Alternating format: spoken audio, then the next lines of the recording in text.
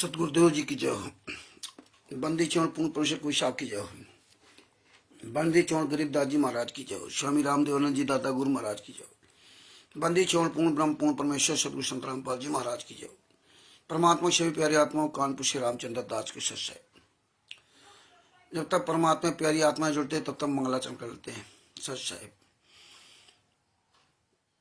गरीब नमो नमो सतपुरुष को नमस्कार गुरु की नहीं। सुर नर मुनि जन साधवा संतों सर्वस दी नहीं। सतगुरु साहिब संत सब दंडोतम प्रणाम। आगे पीछे मध्य हुए तिनको जा कुर्बान। नराकार निर्विशनम काल जाल भय भंजनम। निर्लिपम निजनीय गुणम अकल अनुबे शून्य धुनम। सोहम सुरति समापतम सकल समाना निरतिले। उज्ज्वल हिरंबर हरदम मैं बेपरवाह था है। वार पार नहीं माध्यतम।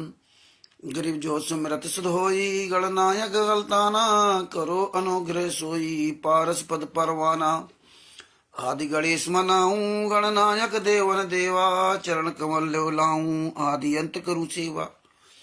परम शक्ति संगीतम ऋषि दाता सोई। अविगत गुणे अतीतम सत्य पुरुष निर्मोही।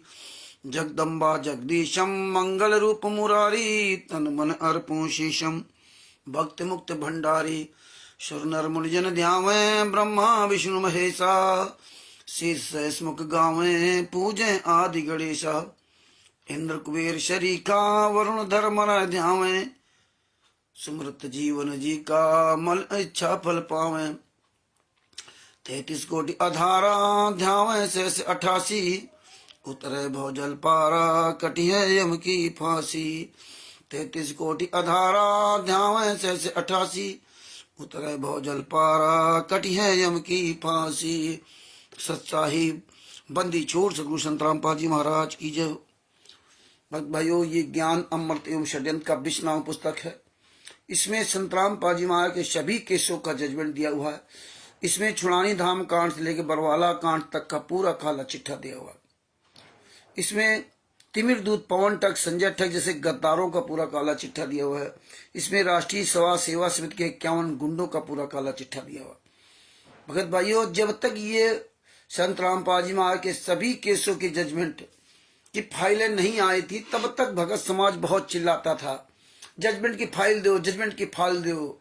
तिमिर दूत पवन ठग ये सब गुंडे लोग, हरामजादे लोग सब चिल्लाते थे, सारे केसों की फाइल दो। ये फाइल नहीं दे रहे। और जब ये फाइल परमात्मा ने दे दी तो दिखा दिया इनके असली चेहरा की। देखिए कि ये लोग कितने दोगले लोग हैं।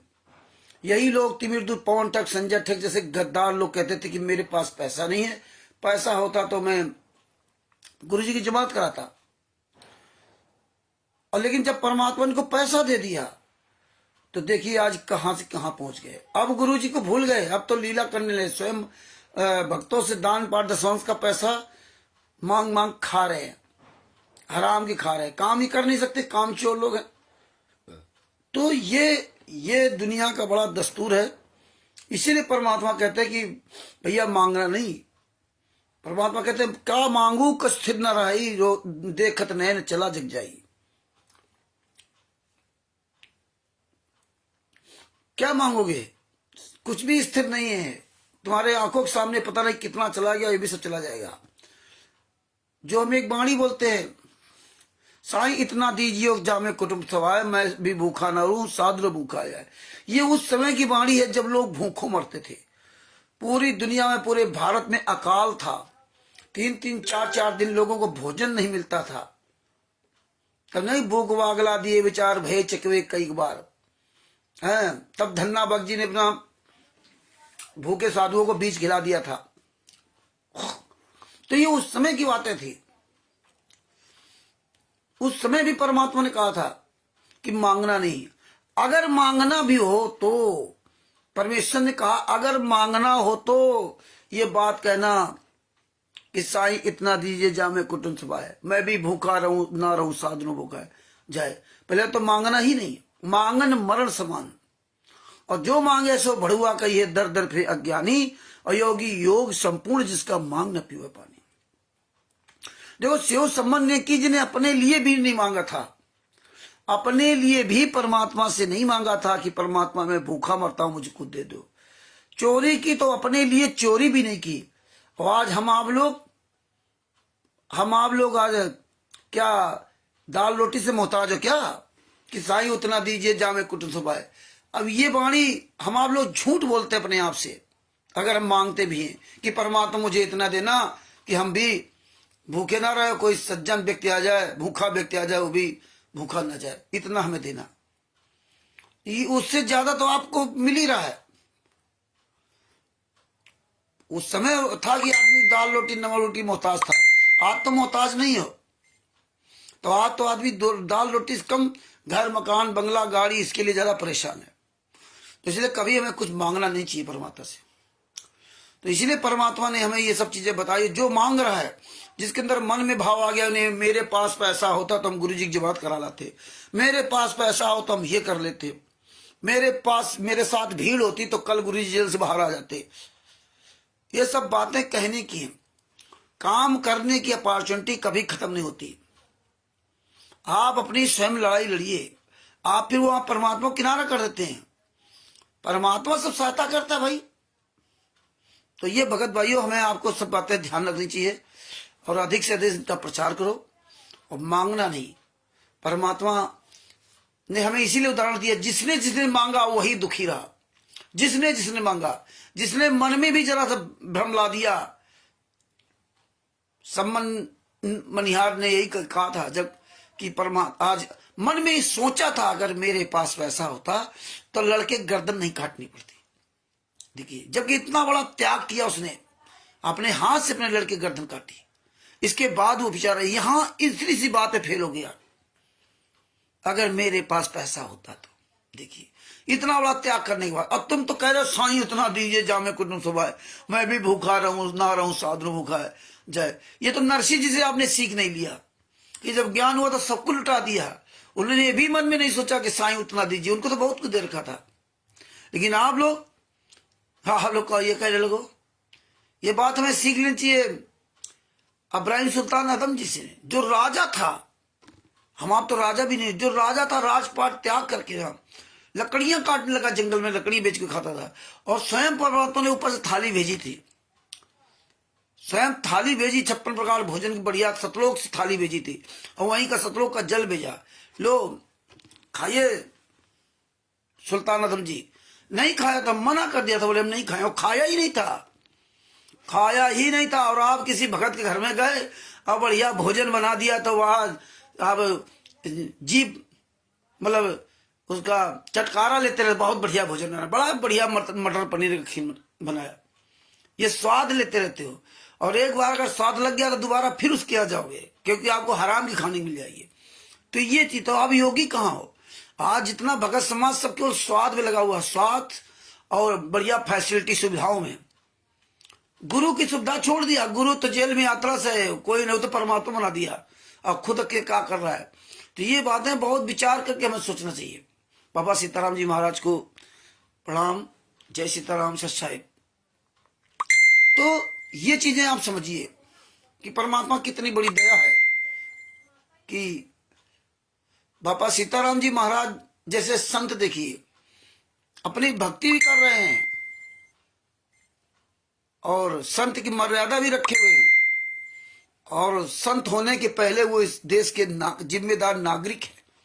उनको महसूस है, उनको एहसास है कि मैंने अपने इस देश का नमक खाया है। हम इस देश के जागरूक नागरिक हैं, इसलिए अपनी वो जिम्मेदारी निभाते हुए डंके की चोट पर एक एक पॉइंट को पूरी दुनिया के सामने रख रहे। आज बापा सीताराम जी का कोई सामना करने वाला नहीं है। जितने भी राष्ट्रीय सभा सेवा से गुंडे, अब कोई नहीं इनका सामना करेगा। आ जाए वे राजस्थान में तो सतलोक आश्रम सोजत बना रखा, जाए क्यों नहीं जाएंगे? क्योंकि पता चल गया है कि बापा सीताराम जी महाराज एक सच्चाई जान गए। और सच्चाई क्या जब आप बोलोगे पूरी दुनिया के सामने, इसीलिए हम कहते हैं कि आप लोग आवाज उठाओ, आप लोग आवाज उठाओ। जब आप आवाज उठाएंगे तो आपकी एक पहचान बनेगी पूरी दुनिया के सामने, लोग तुम्हें देखेंगे, लोग तुम्हारी बात को सुनेंगे। और सबसे बड़ी बात, ये गुंडे आपसे दूर भागेंगे। ऐसे भी दूसरे लोग बोलेंगे। आप तो सामने आइए, आप तो प्रयास कीजिए। लेकिन संत रामपाल जी महाराज के शिष्यों को डर लगता है, आज बापा सीताराम जी महाराज को डर नहीं है, क्योंकि उनके पास है क्या, क्या लोगे आप। तो यही चीज है, तुम्हें डर इसलिए कि तुम्हारे पास कुछ है। जिसके पास कुछ होता है उसी को खोने का डर होता है, जिसके पास कुछ नहीं होता उसको खोने का डर नहीं है। इसलिए आप लोगों के पास कुछ है, इसलिए आप लोग बोल नहीं पाते हो, इसलिए तुम्हें तकलीफ होती है कि मेरा खो जाएगा, मेरा खो जाएगा। और यही इसीलिए जो नरसिंह जी ने इसीलिए सब हटा दिया था, काम खत्म। जब कुछ रहेगा नहीं तो डर नहीं रहेगा। यही बापा सीताराम जी महाराज ने किया, जब कुछ रहेगा नहीं तो डर क्या रहेगा, तन पे कपड़ा ही नहीं है, तो इनको कोई इच्छा नहीं है। और जिसको इच्छा होगी तो वो तो डरेगा डरेगा। तो जिसके पास कहते हैं ना कि नंगा नहाएगा तो निचोएगा क्या, जब उसके पास कुछ है ही नहीं तो उसको चिंता किस बात की। चिंता तो उसी की बात है जिसके पास है, उसको खोने का डर है, उसको खोने का डर है। आप लोग खोने के डर से नहीं बोल पाते हो, और जबकि कुछ नहीं खोएगा। परमात्मा ने कहा जब जरूरत पड़ेगी तो हम वहीं तेरा सब काम करूंगा। नरसिंह जी का भी काम किया, सबका काम किया परमात्मा ने। तो ये बातें हमें समझनी पड़ेगी, इसलिए हमें सत्संग सुनाए जाते हैं। बाबा की संस्था सत्संग से कोई आप उद्धार नहीं हो सकता आपका। तो ये भगत भाइयों, अधिक से अधिक ज्ञान का प्रचार कीजिए और अपने परमात्मा के लिए आवाज उठाइए। जितने आप आवाज उठाएंगे उतना ही लोग आपके बारे में जानेंगे, पूरी दुनिया जानेगी, और ये गुंडे सब जानेंगे, इनकी टीम जो है वो जानेगी। तो जब आप हजारों लाखों मिल करके ऐसे आवाज उठाते चले जाओगे तो ऐसे एक एक करके 11 होते हैं। तो इसलिए आप लोगों से बार बार निवेदन करता हूं कि आप लोग अपनी आवाज उठाओ, आप लोग अपनी आवाज उठाओ, आप लोग अपनी दुनिया में पहचान बनाओ। आपको भी लोग जाने कि हाँ आप कोई हो, ऐसे पता चलता है कि हाँ फलाने व्यक्ति जो है ना ये आवाज उठा रहे हैं, है ना। तो इसलिए हम आप लोगों से बार बार निवेदन करता हूं कि आप अपनी एक पहचान बनाओ,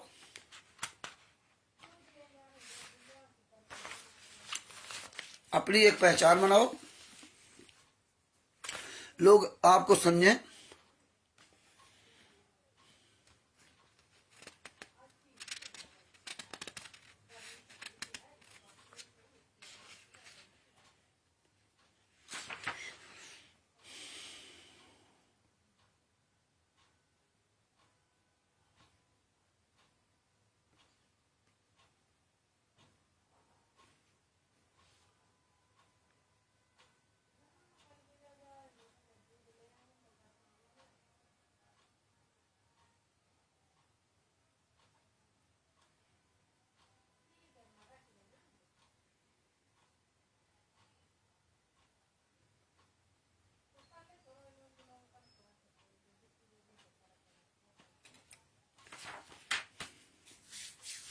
इसलिए परमेश्वर ने एक हमें बहुत अच्छा एक उदाहरण दिया था, पेज नंबर 164, एक कबीर सागर का सल्लाह। कबीर सागर का सल्लाह तो परमात्मा ने हमें बहुत एक अच्छा उदाहरण दिया था कि काल का जीव सतगुरु ज्ञान नहीं मानता।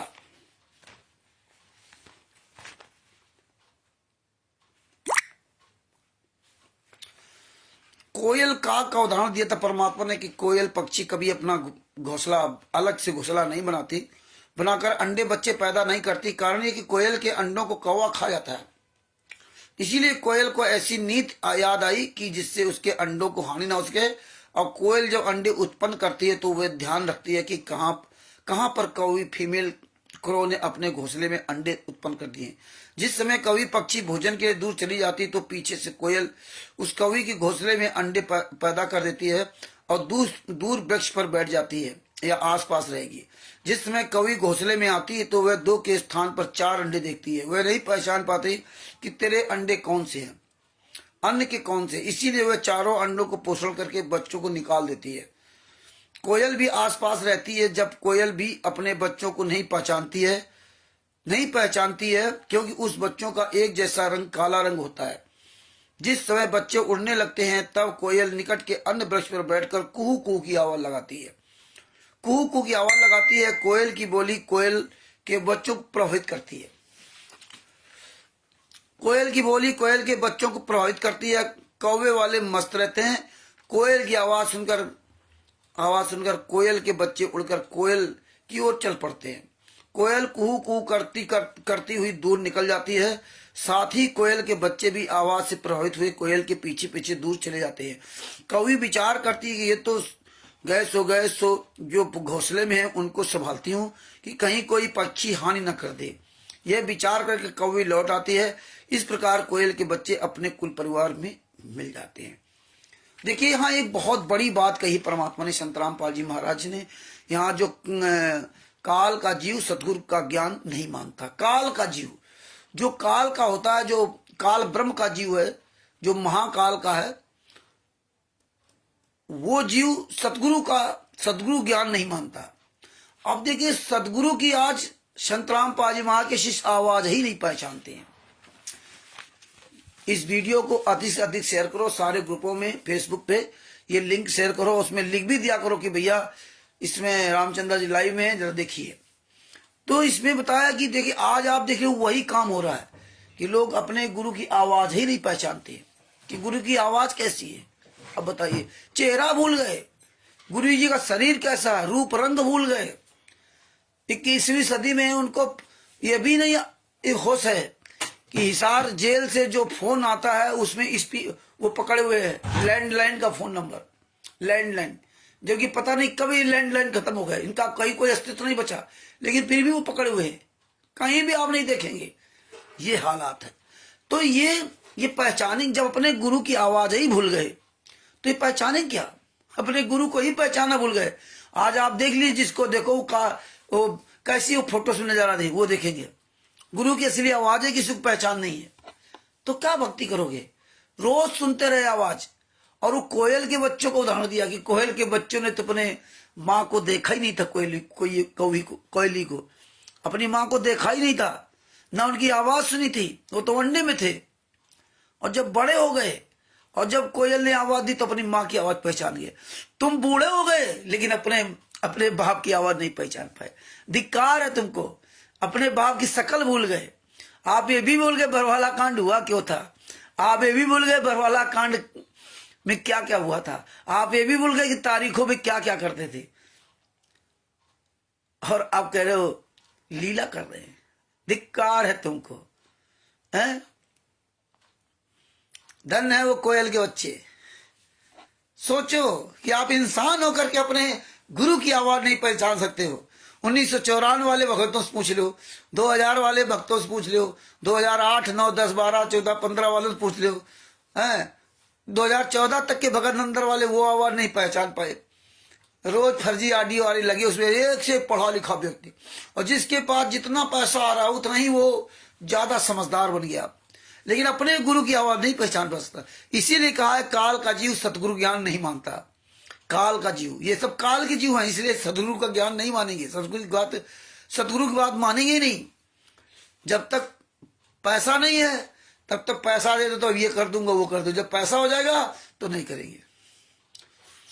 एक आपको छोटी सी एक घटना बताता हूं।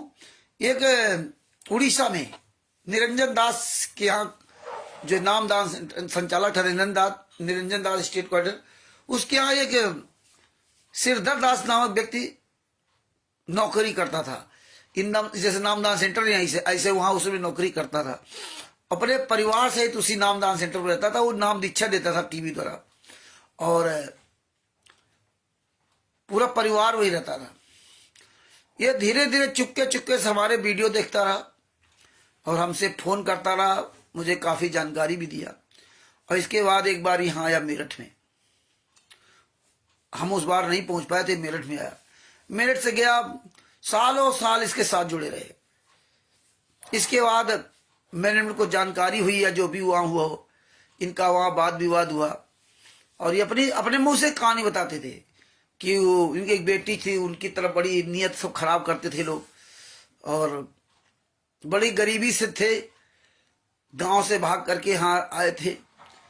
और सर्दी का मौसम था, एक दिन रात में बताते निकाल दिया घर से, नामदान सेंटर से बताओ रात में निकाल दिया। अब ये झूठ बोल रहे चाहे सही बोल रहे, और निकाल दिया तो फुटपाथ पर कहीं रहे, फुटपाथ पर रहे। इसके बाद कोई वहां एक भगत हो या जगत का कोई व्यक्ति था, वहां फल फ्रूट की जहां मार्केट थी, वहां पर इनको एक किनारे छोटी सी दुकान करवा दिया कि भाई तुम परेशान है, रोगार परिवार बच्चे है, तो वहीं पे एक छोटी सी दुकान करवा दी उनको कि आप किनारे में बैठ जाओ। ऐसे कौन वहां बैठने देता मंडी में? कोई दबंग आदमी था। धीरे धीरे इनका काम चल बसा। अब महीने में ये लाखों रुपए कमाने लगे, 2,500-3 हजार रुपए रोज कमाने लगे। अब देखिए जैसे जैसे पैसा बढ़ा वैसे वैसे इनके विचार बदलते चले गए। इतने विचार बदले, इतने विचार बदल गए, संतराम बाजू धीरे धीरे दरकिनार करते चले गए। इसके बाद अभी 1-1.5 साल पहले उन्होंने बात हुई, बोले भगत जी वो किताब भिजवा दे तो हम उसके पैसा है और उसको छपवा करके हम बंटवा देंगे। 20 लाख रुपए उन्होंने कमाया, गाड़ी, गांव में जमीन मकान सब कुछ बना लिया। रोज बता रहे थे 3,000-4,000 रुपए मेरी बचत होती, बचत। अब देखिए, और अब धीरे धीरे ये हाल हो गया। कहते हो तो हमने कमाया मेहनत से। संत रामपाल जी महाराज परमात्मा नहीं, वो तो परमात्मा होता तो जेल में क्यों पड़ा होता। ये हालात है। आज वो कह रहा कि मैंने अपनी मेहनत से पैसा कमाया, बताइए। और कह रहा वो परमात्मा को थोड़े, परमात्मा होता तो जेल में क्यों होता। देखिए ये हालात, वो परमात्मा कोई दूसरा है, उसने दिया। और तब कहते थे परमात्मा ने मुझे धंधा करवा दिया, परमात्मा ने मुझे बचा लिया, परमात्मा ने मेरी बेटी की इज्जत बचा ली, है ना। अब वो कह रहे वो निकल क्यों नहीं आ पाता, क्यों नहीं कुछ कर पाता। तो वही हमने उनसे कहा कि तुम पहले पैसा नहीं था तब तो रोते थे, अब आज जब पैसा हो गया तो जाओ तुम भी कुछ कर लो ना। निरंजन दास का जो तुम्हारी बेटी के साथ गलत करता, तब कहता है अरे जो जैसा करेगा वैसा भरेगा। अब ठीक है, वहां दूसरे की यहाँ नहीं कर सकते। ये हालात है इस देश का। अपने भूल गए वो लॉकडाउन के पहले क्या स्थिति थी तुम्हारी, उसके पहले और उसके पहले, लॉकडाउन के और पहले की बात है। तो भगत भाइयों, अगर मन में तुम्हारे जरा भी रहा नहीं मेरे पास पैसा हो जाए, ये हो जाए, ये मुझे लाभ हो जाए, तो फिर लाभ है रखोगे, फिर जिंदगी भर तुम्हें लाभ ही रहेगा, तुम दोबारा लौट के नहीं हो। परमात्मा सब तुम्हारा देख रहा है। ये जितने पैसा मांगते थे सबको परमात्मा ने पैसा दे दिया। पवन टक को देखो कितना पैसा दे दिया। आज उस समय क्या था और आज क्या है। तो भगत भाइयों ध्यान रखना, ये मांगना बंद कर देना। मिल तो जाएगा तुम्हारी भक्ति के अनुसार, लेकिन कितना दुखदाई होगा। इसलिए परमात्मा कहते अपने बच्चों को पैसा नहीं देता हूं। आगे परमेश्वर कबीर जी ने धर्मदास को समझाया कि हे धर्मदास, तेरा पुत्र नारायण दास काग यानी काल का बच्चा है। तेरा पुत्र काल का बच्चा है, उसके ऊपर मेरे वचनों का प्रभाव नहीं पड़ा। इसी तरह ये संत रामपाल जी महाराज के नाम के जितने सब ये काल के हैं, इसीलिए संत रामपाल जी महाराज के वचनों का कोई प्रभाव नहीं पड़ता। चाहे सबूत देख ले, चाहे कुछ करे, प्रभाव पड़ेगा ही नहीं, क्योंकि सब काल के हैं। आप दयाल करुणामय काल के अंश नारायण दास पर कोई असर नहीं हुआ। करुणामय सतपुरुष के अंश हो, आपके ऊपर मेरी प्रत्येक वाणी का प्रभाव हुआ और आप खींचे चले आए। काल के अंश नारायण दास पर कोई असर नहीं हुआ। यही कहानी प्रत्येक परिवार में घटित होती है। जो अंकुरी हंस यानी पूर्व जन्म के भक्ति संस्कारी, जो किसी जन्म में सतगुरु कबीर जी के सत्य कबीर पंथ में दीक्षित हुए थे परंतु मुक्त नहीं हो सके, वे किसी परिवार में जन्मे हैं। सतगुरु की कबीर जी की वाणी सुनते तड़प जाते हैं, आकर्षित होकर दीक्षा प्राप्त करके शिष्य बनकर अपना कल्याण करते हैं। उसी परिवार में कुछ ऐसे भी होते हैं जो बिल्कुल नहीं मानते। अन्य जो दीक्षित रहते हैं उनका भी विरोध तथा मजाक करते हैं। वे काल के अंश है, वे भी नारायण दास की तरह काल के दूतों पर प्रचलित साधना ही करते हैं। कबीर परमात्मा ने कहा कि धर्मदास, जिस प्रकार शूरवीर तथा कोयल के बच्चे चलने के पश्चात पीछे नहीं मुड़ते। हाँ, जान गए वो मेरी माँ जा रही तो फिर उसके पीछे से चल जाते, पीछे नहीं मुड़ते, पश्चात पीछे नहीं मुड़ते। इस प्रकार यदि कोई मेरी शरण में इस प्रकार दौड़कर सब बाधाओं को तोड़कर और परिवार मोह छोड़कर मिलता है तो उसकी एक से एक पीढ़ियां को पार कर दूंगा। तो आप सुन लो भगत भाइयों, एक से एक पीढ़ी पार होने का ये है। ये लोग हर जगह कहते हैं एक से एक पीढ़ी पार कर दूंगा जो मेरा ज्ञान सुनेगा, जो मेरी शरण में आएगा। लेकिन परमात्मा ने कहा क्या, यदि कोई मेरी शरण में इस प्रकार दौड़ करके आएगा, सब बाधाओं को तोड़ करके, परिवार मोह छोड़ करके, देखिए परिवार मोह छोड़ करके आएगा तो उसकी एक से एक पीढ़ियों को पार कर दूंगा। अब हम लोग क्या परिवार छोड़ पाए? क्या मोह, परिवार का मोह छोड़ पाए? नहीं। जब परिवार मोह नहीं छूटा तो आप ये सोच लीजिए आप कभी पार नहीं हो पाओगे। ये याद रख लेना, चाहे कोई सच्चाई बोल रहा हो, चाहे कोई बोल ना रहा हो, अगर आप परिवार का मोह नहीं छूटा तो समझ लो कि आप जिंदगी में कभी पार नहीं होगे। लगे रहो, चाहे जितना आप अपने आप को भगत करते हो, उससे कोई लाभ नहीं होना।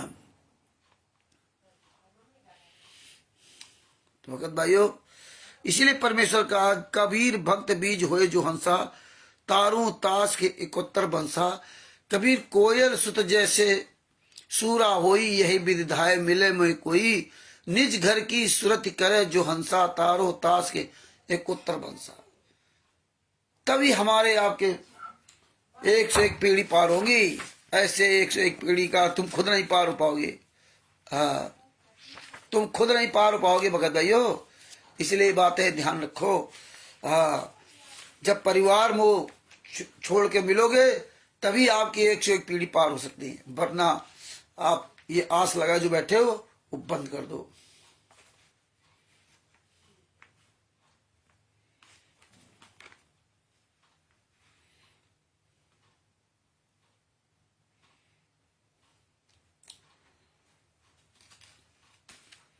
पांच सौ 593 पर चलता हूं, पेज नंबर 589।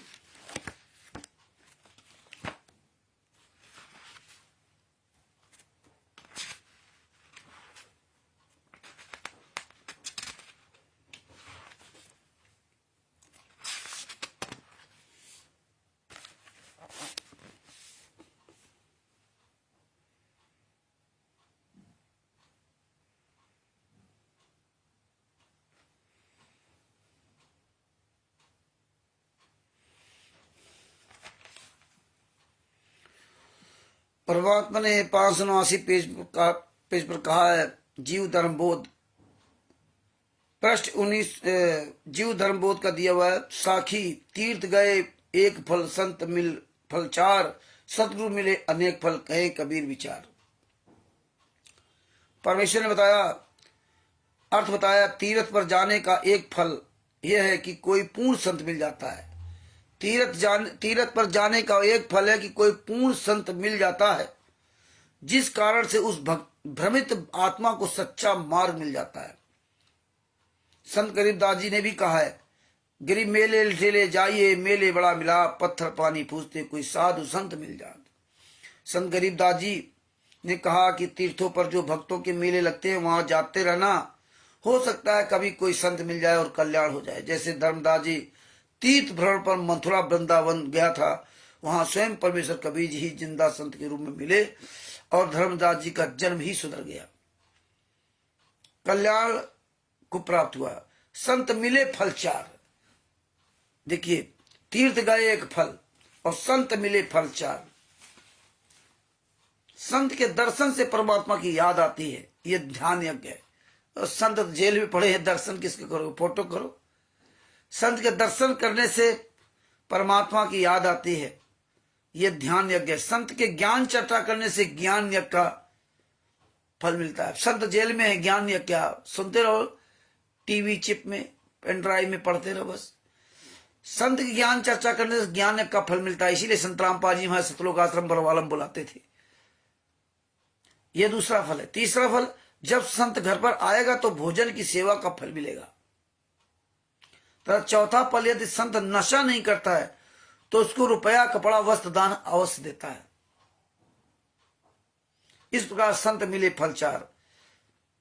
नशा नहीं करता तो उसको रुपया या कपड़ा, वस्त्र दान अवश्य देता है। हाँ, अगर वो नशा नहीं करता तो संत को पैसा देना चाहिए। इस प्रकार संत मिले फल चार। जब सदगुरु मिल गए तो सर्व फल मिल गए, मोक्ष के भी मिल गया। और सदगुरु मिल जाने में सब कुछ मिल जाता है। ये संत के मिलने की बात है। कोई संत मिल जाए तो ये चीजें हो जाएंगी। अगर वो शराब दारू बीड़ी नहीं पीता तो उसको उसको रुपया या कपड़ा, वस्त्र दान अवश्य दे देता है, अगर नशा नहीं करता। अगर सदगुरु मिल गया तो सारे फल आपको मिल जाएंगे।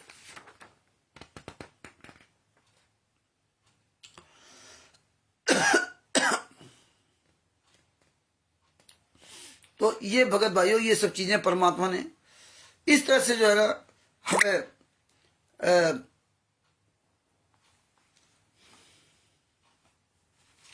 परमात्मा ने इससे तमाम चीजें हमें सब बताई है, लेकिन हम पढ़ेंगे तो जाके हमें समझ में आएगा। काल का प्रतिदिन करना अभ्यास ना 593 पद आपको दिखाता हूँ। 593 में क्या लिखा है?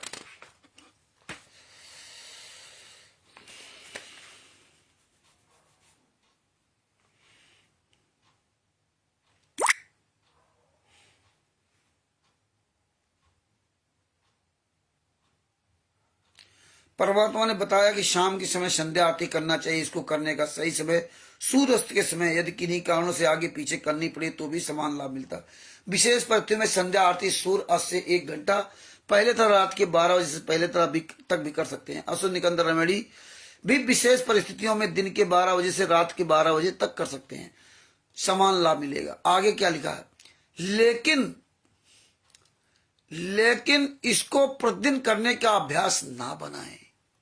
और आज 1994, 95, 96, 98, 99, 2000 का जो भगत है ना, वो सुबह नित्रेम रवेड़ी संध्या आरती लगा हुआ है। सुबह फोन अगर कर दिया, भगत जी नित्रेम कर रहे, अच्छा भैया। दोपहर भगत जी रवेड़ी कर रहे, अच्छा भैया। शाम को आरती कर ले, जरा संध्या आरती कर ले। अरे परमात्मा कह रहे हैं इनको प्रतिदिन करने का अभ्यास न बनाए। यदि आप यात्रा में हैं तो आप यात्रा में तीनों संध्या आरती कर सकते हैं, मंत्र भी कर सकते हैं। यदि आप सुबह भ्रमण के लिए जाते हैं और आपको सुबह का नित्य कर्म याद है तो सैर करते भी कर सकते हैं। अभ्यास न बनाओ प्रतिदिन बैठने का। यदि याद नहीं है तो भी भक्त बहुत पढ़ते हुए भी किसी पार्क या एकांत सुरक्षित स्थान पर जहां आप दुर्घटना का भय ना हो, चलते चलते कर सकते हैं। यदि आप घर पर है तो बैठ कर करें, यह विधान है नित्य कर्म का। लेकिन इसको प्रतिदिन करने का अभ्यास ना बनाए। तो ये सब परमेश्वर ने हमें सब इसमें बड़ी सब चीजें हमको दे रखा है। सेव सम्मन्य की कथा, काल भगवान नाराज होकर नगरी चौपट कर दिया। पेज नंबर 433 434, पेज नंबर 433 और 434 आज आपके समक्ष सेव सम्मन्य जी की कहानी।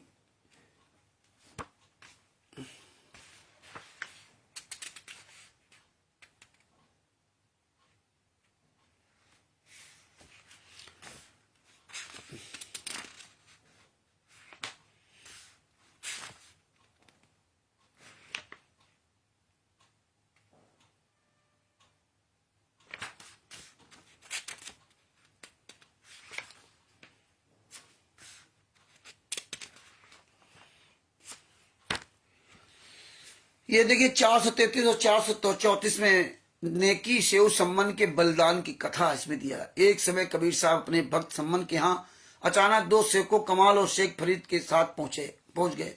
सम्मन के घर कुल 3 प्राणी थे। सम्मन की पत्नी नेकी और सम्मन का पुत्र शिव भक्त है। सम्मन इतना गरीब था कि कई बार अन्न भी घर पर नहीं होता था, लेकिन कभी ये नहीं कहा साईं इतना दीजिए जा में कुटिल समाये, है ना, जो हम आप लोग कहते रहते हो। सारा परिवार भूखा सो जाता था। आज वही दिन था कि भक्त सम्मन ने अपने गुरुदेव कबीर साहब से पूछा कि साहब खाने का विचार बताया, खाना कब खाओगे? कबीर साहब ने कहा कि भाई भूख लगी है, भोजन बनाओ। देखिए अब ये पॉइंट कहोगे हम तो ये सुन रखा है, रामचंद्र क्यों दोहरा रहा। यहां देखिए क्या होगा। सम्मन ने गुरुदेव से कहा कि खाने का विचार बताएं, खाना कब खाएंगे। सम्मन कह रहे कबीर साहब से खाना कब खाएंगे, हमें विचार बताएं। यहां ये बहुत गहराई से बात को समझना। सम्मन ने कहा खाना कब खाएंगे, विचार बताएं।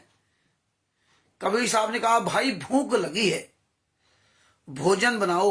ओहो, भूख लगी है, भोजन बनाओ। स्वयं पूर्ण परमात्मा कह रहे हैं कि सम्मन भूख लगी है, भोजन बनाओ। तुम्हारा बाप 10 साल से यातना सह रहा है तो कह रहे लीला कर रहे हैं। चुल्लू पर पानी डूब के हमें मर जाना चाहिए। आराम खोरो, किस तरह संत रामपाल जी महाराज को सजा करवाई तुमने, किस तरह उनको यात्राएं दी, और परमात्मा ने पूरी दुनिया के सामने कहा कि मुझे जान से मार डालते, मैं छुपा रहा इसलिए बच गया। ये राठी सभा सेवा मेरे नहीं है, ये काले कमांडो मेरे नहीं है। 5 महीने की बच्ची की हत्या का मुझे बहुत अफसोस है। पूरी दुनिया के सामने वो परमात्मा बोल कर गया, वो गुरु बोल कर गया, लेकिन तुम लोग नहीं। कबीर साहब तो साक्षात परमात्मा थे, ये तो मालूम है। सदगुरु कबीर साहब ने सदगुरु और परमात्मा दोनों की, परमात्मा थे ही और सदगुरु की भूमिका निभाई थी। संत रामपाल जी महाराज तो सदगुरु है, और सदगुरु का ही भाव था सेव संबंधने के अंदर। और जब सदगुरु ने कह दिया कि हम भूखे हैं, भूख लगी है, खाना भाई बनाओ, तैयार करो, और तुम्हारा बात 10 साल तक यातना से रात कर लीला कर रहे हैं। सेव संबंध ने नहीं समझा कि नहीं लीला कर रहे हैं, ये तो परमात्मा है, ये तो सदगुरु, इनको क्या भोजन की अवस्था। लेकिन देखिए उनको पता था कि हम तो, हमारे घर में तो खाने नहीं, तो भूखे सोते हैं। लेकिन कभी ये नहीं कहा कि साईं उतना दीजिए जामे कुटुंब समाए, मैं भी भूखा ना रहूं, साधु भूखा जाए, बंदी छोड़ सदगुरु संत रामपाल जी महाराज की जय। लेकिन हम आप लोगों को भी मांगने लगते हैं। अब बताइए, रोज अक्सर वो भूखे सो जाते थे और उस दिन भी कुछ नहीं था। तो ये दर्द था, और यही दर्द द्रौपदी जी के अंदर था जब साधु गंगा में डूब रहे थे। वो तो दिखाया था उनके कर्म बनाने के लिए, और किसी के अंदर भाव नहीं आया, लेकिन द्रौपदी के अंदर वो भाव आया। अपनी पूरी साड़ी फाड़ दी, उस समय विचार नहीं किया कि अपनी साड़ी फाड़ लूं। तो यही हम आप लोग आज विचार नहीं करते कि मेरा बाप रहा भूखा हुआ सो रहा, खाया कि नहीं खाया, जबकि सबको पता है उनके दांतों में दर्द, उनके दांत है ही नहीं, जबड़े है ही नहीं, सूख के एकदम लकड़े हो गए। लेकिन हमें आपको दर्द कहां, हम आप लोग तो बढ़िया आराम से मौज खा पी रहे। लेकिन ये दर्द था सेव संबंधी के अंदर। इसीलिए परमेश्वर की वजह से आज इसकी चर्चा करने का परमात्मा ने मौका दिया आप सबके सामने। ये समझो आज लोग क्या कह रहे हैं और कल क्या कह रहे थे। जब आश्रम में थे तब खाने के लिए रोटी पानी पूछते थे, अब नहीं, अब तो लीला कर रहे हैं, अब तो फोटो के आगे भोग लगा दो। ये काम शिव शंभन नेकी जी ने नहीं किया था। आगे क्या लिखा, भाई जल्दी से भोजन तैयार करो। क्या कहा कभी साहब ने, जल्दी से भोजन तैयार करो, भूख बहुत तेज लगी है। बताइए, जल्दी से भोजन तैयार करो। क्यों? भूख का दर्द शिव शंभन नेकी को पता था कि जब उन्हें खाना नहीं मिलता तो भूख कैसी, भूख कल भूख न जाने जात को जात झूठो बात, हाँ, भूख न जाने झूठा बात, और प्यास न जाने धोबी घाट, और नींद न जाने जो टूटी खाट, और भूख न जाने जात को जात। समझिए, हाँ, भूख जब लगती है तो फिर परमात्मा ने बताया कुत्ता गोबर तक खाता है, इंसान तक गोबर खाता है। जब भूख लगती है, जब कुछ नहीं मिलता तो कहां जाएगा, मरेगा। तो वो भूख का दर्द सेव संबंध नेकी को था। लेकिन आज सेव संबंध नेकी से 1000 गुना लाखों गुना ऊंचे भगत बन गए, जो आज बाप यातना सहे तो कह रहे लीला कर रहे हैं। एक गांव का आवाज है, भूखी चिड़िया भूखा गलार गिर मरे, लोग कहे मत वाले, ये तो मस्ती में झूम रहा है। संत रामपाल जी मां यात्रा सह रहे, यहां कह रहे हैं लीला कर रहे हैं। जैसे जैसे काल अपने दूतों को काल बढ़ाता जाता वैसे ही पढ़ते जा रहे हैं, क्योंकि सब काल के हो गए, परमात्मा के थे ही नहीं, न पहले थे न अब है। इसलिए काल जैसी पट्टी पढ़ाता वैसे करेंगे। जल्दी से भोजन तैयार करो। तब नेकी ने कहा कि घर पर अन्न का एक दाना भी नहीं है। हाँ, कबीर साहब ने कहा कि भाई भूख लगी है, भोजन बनाओ। भूख लगी है, भोजन बनाओ। अब भोजन घर में है नहीं।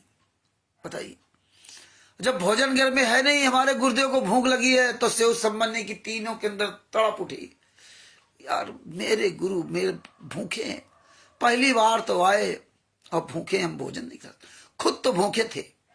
ये होती भक्ति, ये होती भक्ति। सम्मन अंदर घर में जाकर अपनी पत्नी नेकी से बोला कि अपने घर अपने गुरुदेव भगवान आए हैं, जल्दी से भोजन तैयार करो। तब नेकी ने कहा कि घर पर अन्न का एक भी दाना नहीं है। एक भी दाना नहीं है। सम्मन ने कहा पड़ोस वालों से उधार मांग लो। नेकी ने कहा कि मैं मांगने गई थी लेकिन किसी ने भी उधार आटा नहीं दिया। ये दर्द देखिए, मैं मांगने गई थी, किसी ने भी उधार आटा नहीं दिया। उन्होंने आटा होते हुए भी जानबूझकर नहीं दिया और कह रहे हैं कि आज तुम्हारे घर तुम्हारे गुरुजी आए हैं, तुम कहा करते थे कि हमारे गुरुजी भगवान हैं, आपके गुरुजी भगवान हैं तो तुम्हें मांगने की अवस्था क्यों पड़ी है? यही भर देंगे ना तुम्हारे घर को, आदि आदि कहकर मजाक करने लगे। सम्मन ने कहा लाओ आपका चीर गिरवी रखकर 3 सेर आटा ले आता हूं। चीर एक फटा सा कपड़ा था, वो भी कि रख दे आकर के ना चीर को। तो ये अपने परमात्मा के लिए अपनी इज्जत दांव पे लगा दिया। तन पे कपड़ा नहीं, फटा सा चीर भी दे दिया।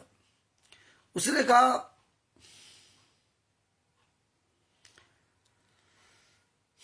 सम्मन ने कहा लाओ आपका चीर गिरवी रखकर 3 सेर आटा ले आता हूं। नेकी ने कहा ये चीर फटा हुआ है, इसे कोई गिरवी नहीं रखता। सम्मन सोच में पड़ जाता है और अपने दुर्भाग्य को कोसते हुए कहता है कि मैं कितना भागा हूं, आज घर भगवान आए और मैं उनको भोजन भी नहीं करवा सकता। परमात्मा हे परमात्मा, ऐसे पापी प्राणी को पृथ्वी पर क्यों भेजा? मैं इतना नीच रहा हूंगा कि पिछले जन्म में कोई पुण्य नहीं किया, अब सदगुरु को क्या मुंह दिखाऊंगा? यह कहकर अंदर कोठे में जाकर फूट फूट कर रोने लगा। और आप लोग, मेरा बाप तड़प रहा जेल में, सूखी रोटी खा रहा है, पूरी दुनिया के सामने नंगा कर दिया गया, कैसे अरेस्ट किया गया, कैसे मेरा गुरु कह रहा मुझे जान से मार डालते, मैं छुपा रहा इसलिए बच गया। और हम आप लोग खुश होते हैं कि वो तो परमात्मा है, लीला कर रहे हैं। वो तो लीला कर रहे हैं, उनको कौन जेल में डाल सकता है? उनको कहां भूख प्यास लगती है, उनको कहां दर्द होता है? कोई मतलब नहीं। ये विचार कीजिए कि वो फूट फूट कर रो रहा, तुम्हारा गुरु 10 साल से यात्रा सह रहा, तो तुम मौज कर रहे हो, उल्टा मांग रहे हो साईं इतना दीजिए। तुम खुश हो, तुम बढ़िया रजाई गद्दे में डल्लब गद्दे में सो रहे हो, तुम खुश हो कि तुम जो है बढ़िया भोजन कर रहे हो, बढ़िया मौज से रह रहे हो, अपने गुरु को याद नहीं। फोटो के आगे दंडवत प्रणाम करते हो और फोटो के आगे 56 प्रकार के भोग लगाते हो। ये देखिए, सम्मन फूट फूट कर रो रहे और हमारे आपके आंसू नहीं आते। 10 साल से परमात्मा यात्रा सह रहा, 10 साल से। आज पूरी दुनिया में गालियां दी जा रही, कितने झूठे आरोप लगाए गए। बलजीत की बेटी बबीता ने अमृतसर तक का आरोप लगाया। आज देखिए उनके नाम से पूरे भारत में जगह जगह गालियां लिख लिख कर पुस्तकें बांटी जा रही जगह जगह, और हम आप लोग मुंह नहीं खोल रहे हैं। हम आप लोग पूरी दुनिया के सामने आवाज नहीं उठा रहे हैं, घर बैठ करके आवाज नहीं उठा रहे हैं। परमात्मा ने झुंझुना आपको दे दिया, छोटा सा मोबाइल, घर बैठ करके आप नहीं बोल पा रहे हो पूरी दुनिया के सामने, और कहते हो मुझे तो बोलना नहीं आता। शर्म आती है? शर्म उसी दिन खत्म हो जाएगी ना जिस दिन ये अधरंग मारेगा, तब वो शर्म कहां जाएगी? शर्म उसी दिन खत्म हो जाएगी जब ये तुम्हारा हाथ नहीं होगा। शर्म उसी दिन तुम्हारी खत्म हो जाएगी जिस दिन आंख नहीं होगी, और शर्म उसी दिन तुम्हारी खत्म हो जाएगी जिस दिन जीभ नहीं होगी, जो ये परमात्मा ने तुम्हें बना दी है। अपने लिए रात दिन बोलते हो, अपने लिए रात दिन जीभ का पूरे शरीर के अंगों का इस्तेमाल करते हो, जो परमात्मा बना दिया है। उसका एहसान कब उद्धार करोगे, अदा करोगे? नहीं। लेकिन अपने गुरु के लिए, अपने बाप के लिए बोलने के लिए तुम्हारे पास टाइम नहीं है, तुम्हारी जबान नहीं निकलती। क्या बताऊं?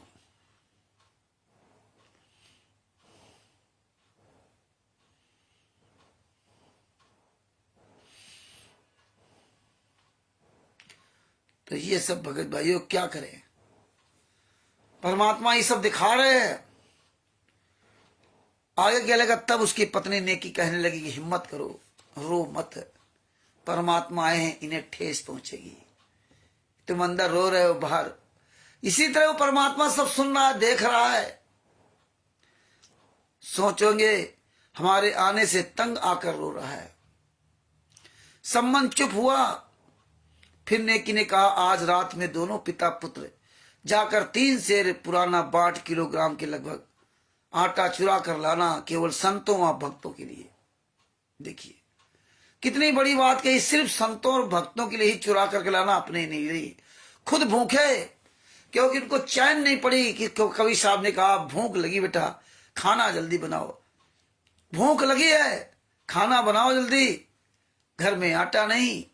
अब इनका और तकलीफ हो गई से संबंधी की तीनों को कि बताइए घर में आटा नहीं, वो भूखे मेरे गुरु।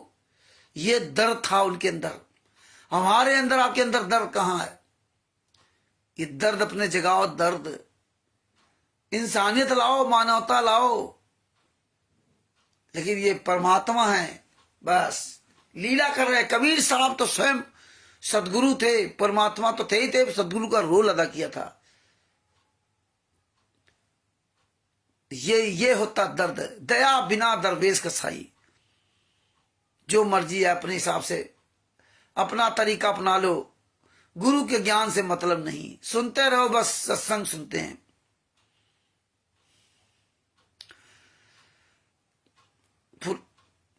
केवल संतों व भक्तों के लिए। तब लड़का सेऊ बोला, मां गुरुजी कहते हैं चोरी करना पाप है, चोरी करना पाप है। फिर आप भी मुझे शिक्षा दिया करती कि बेटा कभी चोरी नहीं करनी चाहिए। आप ही शिक्षा देती चोरी नहीं करना चाहिए, आप ही चोरी सिखा रही हो।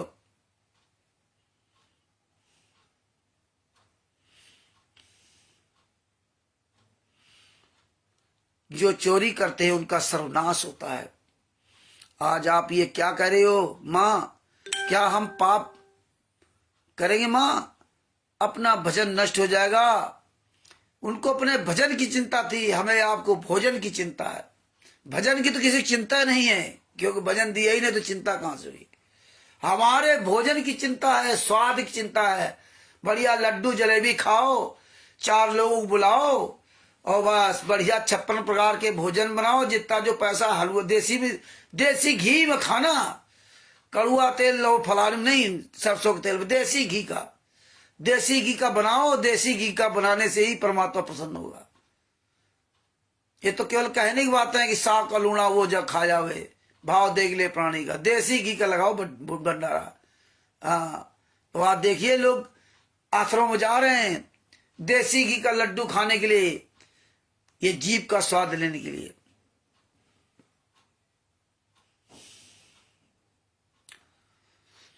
इनको भजन से कोई लेना देना नहीं। भजन है ही नहीं तो क्या करेंगे? जब काल जैसा कहता वैसा काल के नचाए नाच रहा है। ये तीनों माँ बेटा अपना स्वयं ज्ञान से निर्णय ले रहे हैं। न गुरु से पूछ रहे, न चेला से शिष्यों से पूछ रहे, अपने गुरु भाइयों से। और भगत समाज क्या कहता है? जब गुरु जी आएंगे तब हम पूछ लेंगे। मैंने कहते हैं आ जाओ सतलोक आश्रम बरवाला में आ जाओ, सतलोक आश्रम धनाना में आ जाओ, गुरु जी की बेटी मंजू घर में आ जाओ। गुरु जी का रोज फोन आता है, वहां पूछवा देंगे। और देखिए ये हमें आपको ज्ञान परमात्मा ने दिया कि सेव सब नेकी घर में है, लेकिन उन्हें अपने गुरु से नहीं पूछा, गुरु से आज्ञा नहीं, लेकिन चोरी करूं या ना करूं स्वयं तीनों लोग निर्णय ले रहे हैं। यही परमेश्वर ने ज्ञान सुनाया कि परमात्मा के ज्ञान आधार से निर्णय लो, परमात्मा के वचन सत्संग से निर्णय लो, किसी व्यक्ति से निर्णय मत लो। उस समय गुरु से भी पूछते तो गुरु भी नहीं बताता। ये तो आप समझिए, ना तो दोनों गुरु भाइयों से पूछा और ना स्वयं कबीर साहब से पूछा, जबकि कबीर साहब स्वयं घर में बैठे हुए। लेकिन कबीर साहब से नहीं पूछा। यहां जेल में 10 साल यातना सह रहे तो कह रहे गुरु जी जब आएंगे तब पूछ लेंगे, या वहां चले जाओ तो उनसे पूछ लो। ये हालात, फिर किस बात का ज्ञान? तो ये सब परमात्मा ने इसलिए कहा, ये सत्संग डोम भांड की गीट मत समझो, इनको जरा गहराई से विचार किया करो।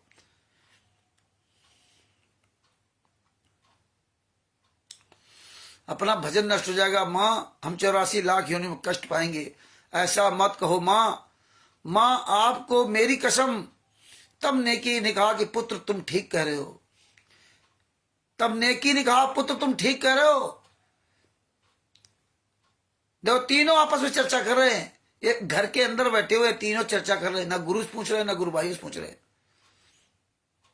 चोरी करना पाप है, परंतु पुत्र हम अपने लिए नहीं बल्कि संतों के लिए करेंगे।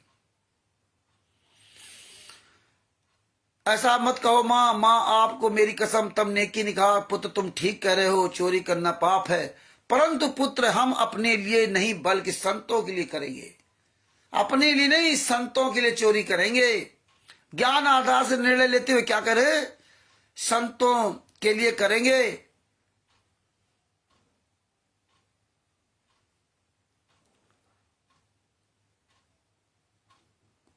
जिस नगर में निर्वाह किया है उसकी रक्षा के लिए चोरी करेंगे।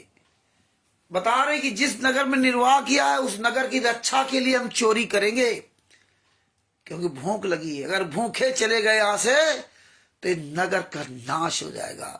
तो याद रख लेना, अगर वो परमात्मा जेल से चला गया तड़प तड़प करके ना, तो ये सोच लो नगर नहीं पूरे भारत का सर्वनाश हो जाएगा, आग लग जाएगी। 2006 से 2008 तक परमात्मा जेल रहते थे, त्राई त्राई माम मच गया था। आज यही त्राई माम मच रहा है। पानी जब परमात्मा जेल से आया था तब पानी बरसा था ढंग से ना, तो त्राई माम मच जाएगा। इसको मजाक मत लेना, क्योंकि आजकल आदमी को पैसा रुपया आ गया तो उसको दिखाई नहीं देता। ये सत्संग इसलिए परमात्मा ने कहा था डोम बांट के गीत नहीं है। सेव संबंध नेकी को परमात्मा ने सेव संबंध नेकी का सत्संग नहीं सुनाया था, ज्ञान दिया था। और हमें आप तो सेव संबंध नेकी की कहानी बता रहे हैं कि उन्होंने ऐसे देखो स्वयं निर्णय लिया, और हम आप लोग कहते हो ये ऑडियो सुन लो, ये सुन लो, वो सुन लो। गुरु से कोई लेना देना नहीं। जिस नगर में हम निर्वाह किया है उसकी रक्षा करने के लिए चोरी करेंगे। नेकी निकाह बेटा, ये नगर के लोग अपने से बहुत चिढ़ते हैं, अपने से बहुत चिढ़ते हैं। हमने इनको कहा था कि हमारे गुरुदेव कबीर साहब पूर्ण परमात्मा पृथ्वी पर आए हैं। इन्होंने एक मृतक गौ तथा उसके बच्चे को जीवित कर दिया था, जिसके टुकड़े सिकंदर लोधी ने कर दिया था, करवाए थे। एक लड़के था, एक लड़की को जीवित कर दिया था। सिकंदर लोधी राजा का जलन का रोग समाप्त कर दिया था। श्री स्वामी रामानंद जी कबीर साहब के सदगुरुदेव जी को सिकंदर लोधी ने तलवार से कत्ल कर दिया था, वे भी कबीर साहब ने जीवित कर दिए थे। इस बात का ये नगर वाले मजाक कर रहे हैं और कहते हैं कि आपके गुरु कबीर तो भगवान हैं, तुम्हारे घर को भी अन्न से भर देंगे, फिर क्यों अन्न आटे के लिए घर घर डोलती फिरती हो। ये समझो, इस तरह बेइज्जती करते हैं। बेटा ये नादान प्राणी है, इनको समझ नहीं। वो तो जगत के लोग थे, जगत के लोग थे तब ये बात कह रहे हैं कि वो तो नादान प्राणी, उनको समझ नहीं है। और यहाँ तो संत रामपाल जी महाराज के शिष्य कहते हैं मुझे तो ज्ञान है, मुझे तो तत्व ज्ञान है, मैं तो तत्व का शिष्य हूँ, मुझे तो प्रथम मंत्र मिला, मुझे दूसरा मंत्र मिला, मुझे तो सारनाम मिला है। तुम क्या जानो, हम तो 1994 के भगत हैं, तुम तो 2014 में नाम दीक्षा लिया। तुम क्या जानो, हम तो 2000 के भगत हैं, तुम तो 2022 में, 20 में, 24 में नाम दीक्षा लिया। तुम क्या जानो, हम तो 2008 के भगत हैं, तुम क्या जानो, हम तो 2014 के भगत हैं। यही अहंकार सबको खाया जा रहा, यही अहंकार। लेकिन किसी को यह नहीं पता कि तुम्हारा गुरु, तुम सारी जानकारी तुम्हें होने के बाद भी तुम लीला लीला चिल्ला रहे हो। कितनी बड़ी घटना हुई, बरवाला कांड हुआ, करौता कांड हुआ, 5 महिला बच्चे की हत्या हो गई, लगभग 100-125 लोग घायल हो गए, 27 करोड़ रुपए सरकार खर्च हुआ और 40,000 जवान लगाने पड़े। किस तरह नंगनाच हुआ, काले कमांडो, दुनिया कमांडो, देशद्रोह केस, क्या क्या नहीं कर दिया। अब आज कह रहे हो लीला कर रहे हैं। शर्म आनी चाहिए तुम्हें, शर्म आनी चाहिए। चुल्लू पर पानी डूब के मर जाना चाहिए, कह रहे हो लीला कर रहे। अब आप ये देखिए, एक तरफ तुम लोग, एक तरफ शिव संबंध कीजिए। तुम्हें चिंता नहीं कि अगर गुरु वहां से ऐसे चले गए तो नाश हो जाएगा, पूरे देश में आग लग जाएगी। सदगुरु ये ध्यान रखना। इसलिए हमें आपको संघर्ष करना होगा। ये तो हरामजादे मूर्ख हैं, लेकिन हमें जगत के जो भाई बहन उनको तो ज्ञान विचार, उनका क्या दोष है, तो उनके लिए हमें आपको संघर्ष करना होगा।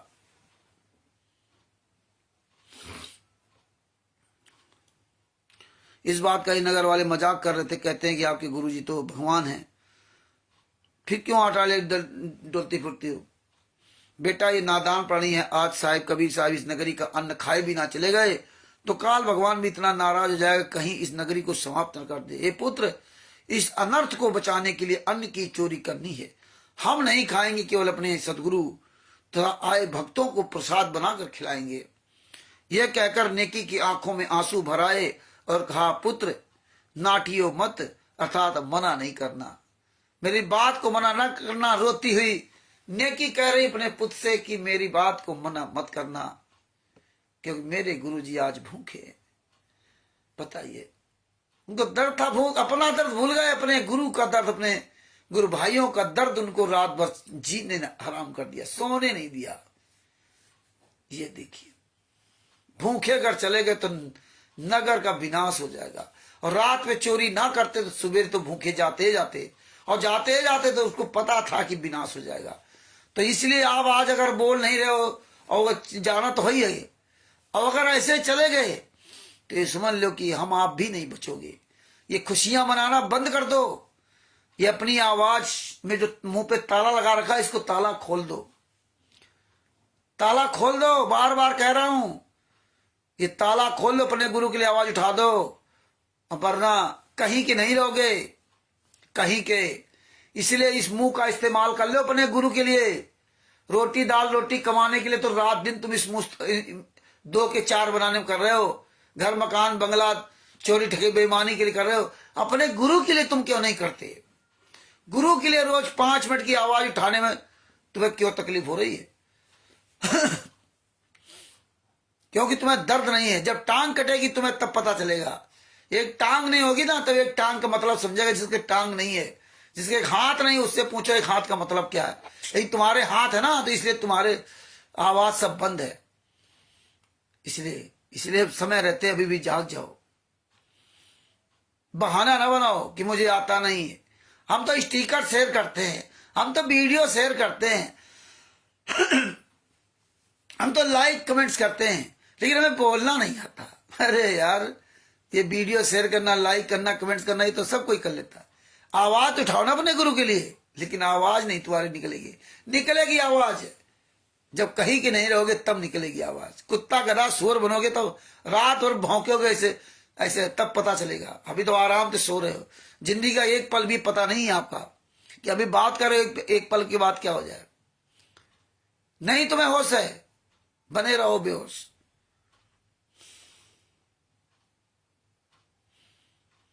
तब अपनी मां की आंखों के आंसू पोंछता हुआ लड़का सेव कहने लगा, हे मां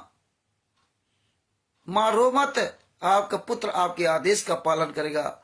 मां आप तो बहुत अच्छी हो ना। देखिए आज मेरे बाप के लिए क्या हो, उस मां से कैसे क्या करा। अर्धरात के समय दोनों पिता पुत्र संबंध चोरी करने के लिए चले गए। सेठ की दुकान की छिद्र में दीवार में छिद किया और संबंध ने कहा कि पुत्र मैं अंदर जाता हूं। इस तरह परमात्मा ने यह सब हमें बताया। और बड़ी मार्मिक कथा है, आप लोग कई बार सत्संग सुन चुके हैं।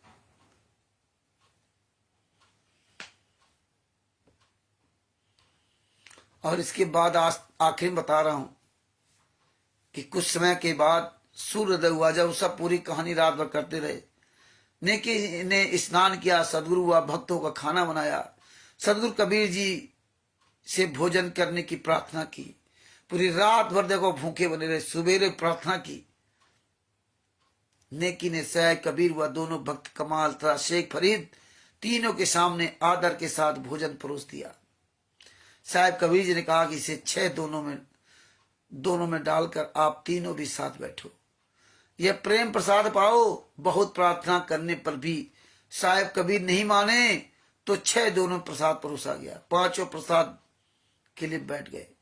तब कबीर साहब ने कहा, आओ सेम जीम लो, सेव जीम लो, यह प्रसाद प्रेम शीश कटत है चोरों के, साधो के नहीं नित छे। बदी छोड़ गुरु संत रामपाल जी महाराज की जय हो। तो यह आप देख लीजिए कि शीश अगर दे दोगे गुरु को के नाम से, आज तुम्हारा कोई शीश भी उतार ले तो तुम्हें तो कई शीश मिल जाएंगे। रावण ने तो अपने 10 शीश चढ़ा दिए थे, और तुम एक शीश के लिए डरते हो। तो ये गहराई से विचार करो। आओ सेव जीम लो, ये प्रसाद प्रेम शीश कटत हैं चोरों के, साधों के नित क्षेम। साहब कबीर जी ने लिखा कि सेव आओ भोजन पाओ। सिर तो चोरों कटते हैं, संतों भक्तों की नहीं। उनकी तो रक्षा होती है, उनको तो क्षमा होती है। साहेब कबीर जी ने इतना कहा था कि उसी समय सेव के धड़ पर सिर लगा, कटे हुए का कोई निशान भी गर्दन पर नहीं था, तथा पंक्ति में बैठकर भोजन करने लगा। बोलो कबीर साहेब की जय हो, कबीर मितौजा की जय हो, कबीर परमेश्वर अमित पर औजा, कबीर जिसकी शक्ति का कोई वार पार नहीं। शम्मंतरा नेकी ने देखा कि गर्दन पर कोई चिन्ह नहीं है। लड़का जीवित कैसे हुआ? अंदर जाकर देखा तो वहां सौ तथा शीश नहीं था, केवल रथ के छींटे लगे थे, जो इस पापी मन के संशय को समाप्त करने के लिए प्रमाण बकाया था। सर साहिब परमात्मा ने ऐसी बहुत सी लीला की। तो भगत भाइयों, भाई हम आपसे बस विनती कर सकता हूं, प्रार्थना कर सकता हूं, और क्या कर सकता हूं। परमात्मा ने कमाल का गुरु विमुख होना पेज नंबर 436 में बताया, लिखा है। इस लीला को देखकर कमाल को समझ में आए कि मैं तो इनकी सेवा बलिदान के सामने सूर्य के समक्ष दीपक हूं। जो भगत कहते ना, हम तो सेवा कर रहे हैं, हम तो आश्रम में सेवा करते थे, हम तो गुरु की चरण सेवा ली है। हाँ, हम तो गुरु की चरण सेवा ली है। बड़े अपने आप गर्व से कहते हैं, हमें तो गुरु जी ने आशीर्वाद दिया था, बड़े गर्व से कहते हैं। कमाल ने जब ये देखा तब कमाल ने कहा, अरे इतनी बड़ी सेवा हम कहां कर सकते हैं। परंतु अभिमान नहीं गया, फिर भी अभिमान नहीं गया। यही आप लोगों का कि हम सेवा करते हैं, हमें ये लाभ हो रहा, हमें वो लाभ हो रहा। नाम खंड हो चुका था। कुछ समय पश्चात काल प्रेरणा से एक दिन परमेश्वर कबीर जी को त्याग कर अपने प्रशंसकों के साथ अन्य ग्राम में जाकर रहने लगा, दीक्षा देने लगा। पहले तो बहुत से अनुयायी हो गए, आज सबके अनुयायी, पवन टक, संजय टक, मैंडल के सबके अनुयायी बने हैं। देखो पवन टक साथ कितने लोग आए, कितने चले गए। कजोड़, राहुल एक हरियाणा का था, एक मधु ठगनी, पता नहीं कितने जोड़े थे उसके साथ में, सब भाग गए। रामदेव का लड़का जोधपुर में पता नहीं कितने थे, आज सब कहां चले गए? सीधे वही मैंने काल के दूतों के शरण में, जहां से निकले थे काल ने वहीं पहुंचा दिया। इसीलिए परमेश्वर ने कहा था कि किसी पर आश्रित मत होना। जैसे सेव सम्मान नेकी ने ना कबीर साहब से पूछा और ना तो अपने दिलो गुरु भाइयों से पूछा, स्वयं सत्संग से तीनों माँ बेटे और पिता ने निर्णय लिया और चोरी किया। इसी तरह आप लोग भी ज्ञान में किसी सलाह मत लो, रामचंद्र से सलाह मत लो, पवन ठग से सलाह मत लो, किसी शंका समाधान मत कराओ। तिमिर दूत से अपनी शंका, पवन ठग और संजय नकली नाना, किसी शंका समाधान मत कराओ। परमात्मा ने कहा, मां मोड़ू संत की जो संशय है, वह धिक्कार है ऐसे संत को जो अपने शिष्य की शंका को समाधान न कर सके। और तुम्हारी शंका अगर गुरु के ज्ञान से नहीं समाधान हुई और तुम पवन ठग से, संजय ठग से या रामचंद्र से किसी शंका समाधान करा रहे हो, तो तुमने अपने गुरु को लगा दिया, अपने गुरु को त्याग दिया, वहीं छोड़ दिया आपने। लेकिन ये आपके पास समझ में नहीं आएगी। लग जाओ, जिसके मर्जी है उसके पीछे लग जाओ। इसलिए परमात्मा ने कहा था कि आश्रम में यहाँ आते हो, यारी जोड़ने लगते हो, किसी से यारी मत जोड़ो। पता नहीं काल ये तुम्हारे भाई के रूप में, पिता के रूप में, हमारे रूप में आ करके तुमको वहीं पहुंचा दे। काल की आज वहीं इनको पहुंचा दिया जिस काल की नगरी से निकले थे। राष्ट्रीय समाज सेवा समिति गुंडों की यहाँ ही पहुंचा दिया। रामदेव जैसे पैसे वालों को सब कैसी तैसी कर दी। जो कजोड़ कितना बड़ा अपने आप को भगत बनता था, कितना ओढ़ बेड़ के बैठता था, कैसे ही नाटक करते लोग, इनका सबका नाटक उजाड़ दिया। इसीलिए आप किसी पर ज्ञान में किसी पर आश्रित मत होइए, किसी शंका समाधान न कराइए, क्योंकि हमारे परमात्मा ने तो आपसे अनजाने वाली गलती जब माफ कर रखी तो शंका क्यों समाधान करवाते हो। रोज क्लास अटेंड करो, रोज अपने गुरु के सत्संग वचन सुनो, उसमें जो परमात्मा कहते रहे, जो तुम गलत कर रहे थे उसको त्याग दो और जो तुम सही कर रहे थे उसको करते रहो। इतनी सी बात आज तक संत रामपाल जी में आके शिष्यों के समझ नहीं आई, तो तुम काहे के शिष्य हो? जरा कोई बात होती है, इससे पूछ लो, उससे पूछ लो। अरे सत्संग सुनो अपने परमात्मा के, परमात्मा से प्रार्थना करो, वो तो सब कुछ जानता है। बता रहे हो मौकू कहां ढूंढे रे बद्दे, मैं तो तेरे पास में हूं। फिर कहते हो हमारे घर में आते हैं, फिर तो कहते हो ये परमात्मा सब जगह है। लेकिन इसीलिए आप ये काम मत किया करें, ना हमसे पूछे ना किसी। कानूनी प्रक्रिया अलग बात है, शंका समाधान किसी से मत करवाएं। कोई वीडियो डाल दे, कोई वीडियो दे दे तो उसको बात मान लो। आप अपने अंदर मन में शंका ना रखो। हम कभी मन में शंका नहीं रखते, हम किसी से नहीं पूछते। हमें जो सामने आता अपना हिसाब से, अपना गुरु के ज्ञान के अनुसार निर्णय लेते रहते। अब तो इन्होंने बहुत मिलावट कर दी, फिर भी बहुत कुछ बचा हुआ है जो आप ज्ञान आधार से निर्णय ले सकते हो। पुस्तकों में समझ सकते हो यहाँ मिलावट है। परमेश्वर से प्रार्थना करोगे तो परमात्मा एक हर कदम पे तुम्हारा साथ देगा।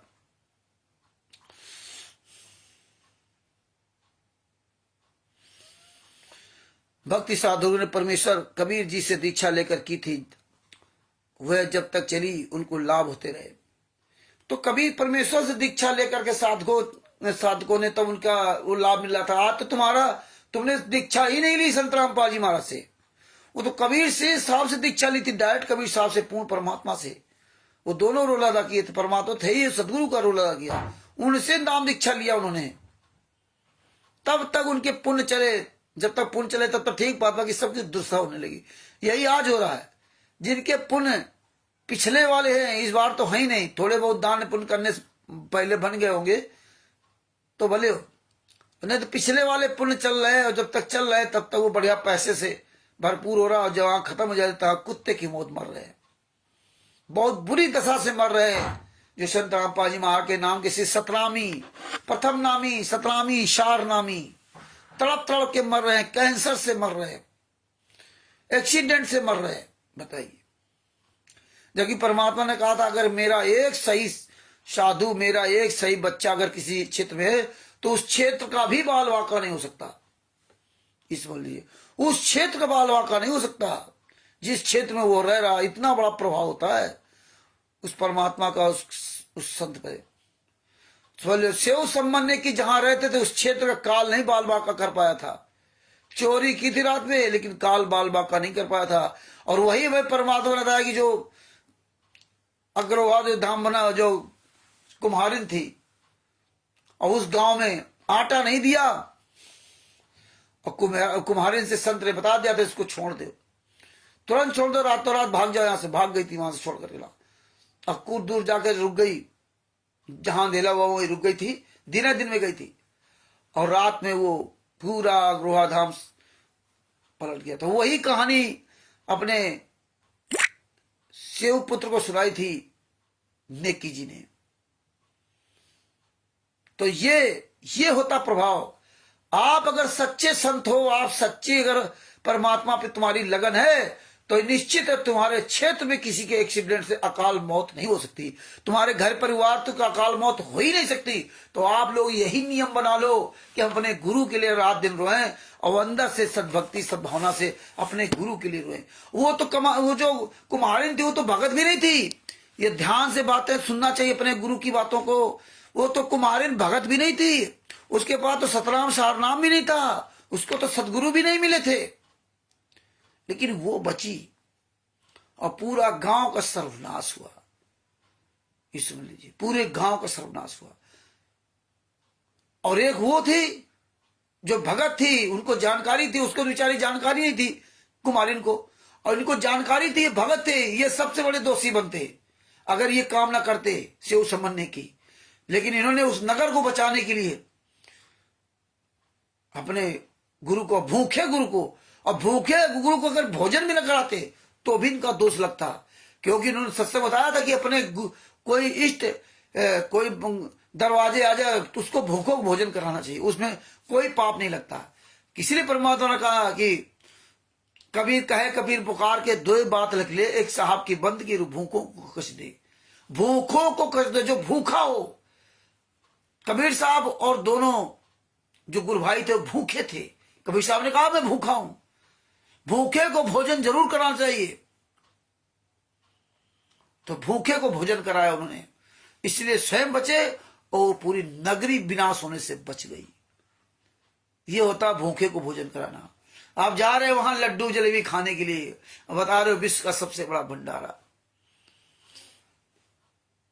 तो भाइयों सच्चे संत बन जाओ, अपने नियम मर्यादा पर चलने लगो, चोरी बेईमानी ठगी करना बंद कर दो। व्यापार दुकान धंधा कोई कर रहे हो तो एक के चार लेना बंद कर दीजिए। आप अगर अपने घर परिवार बच्चों का कल्याण चाहते हो, अपने गुरु के लिए आवाज उठाना शुरू कर दो। अगर अपना कल्याण चाहते हो, हम आप लोगों से हाथ जोड़ के निवेदन करता हूं, नहीं तो जब तक आपके पुण्य चल रहे पिछड़े, तब तक ये पुण्य चल रहे हैं। जिस दिन ये पुण्य खत्म हुए ना, उस दिन खून के आंसू रोगे, फिर कोई तुम्हें बचाने वाला नहीं होगा।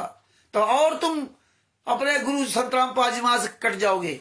तो अभी भी सभी लोगों से निवेदन करता हूं कि आप लोग आवाज उठाना शुरू कर दो, आवाज उठाना शुरू कर दो अपने घर परिवार के लिए, ये देश समाज के लिए आवाज उठाना शुरू कर दो। गूंगे बहरे मत बनो, गूंगे बहरे मत बनो। आप लोगों से अभी भी मैं प्रार्थना करता हूं, ये दर्द महसूस करो। नहीं करोगे तो मत करो, आपकी मर्जी भाई। कमाल जी के आशीर्वाद से हमें लाभ हो रहा है। तब क्या कहते हैं, उनको लाभ हो लेते रहे। कबीर जी से दीक्षा लेकर की थी, वह जब तक चली उनको लाभ होते रहे। वे मानते रहे कि ये लाभ कमाल गुरु जी के मंत्रों से हो रहे हैं। कमाल से पवन ठग के द्वारा बताई भक्ति से मुझे लाभ हो रहा है।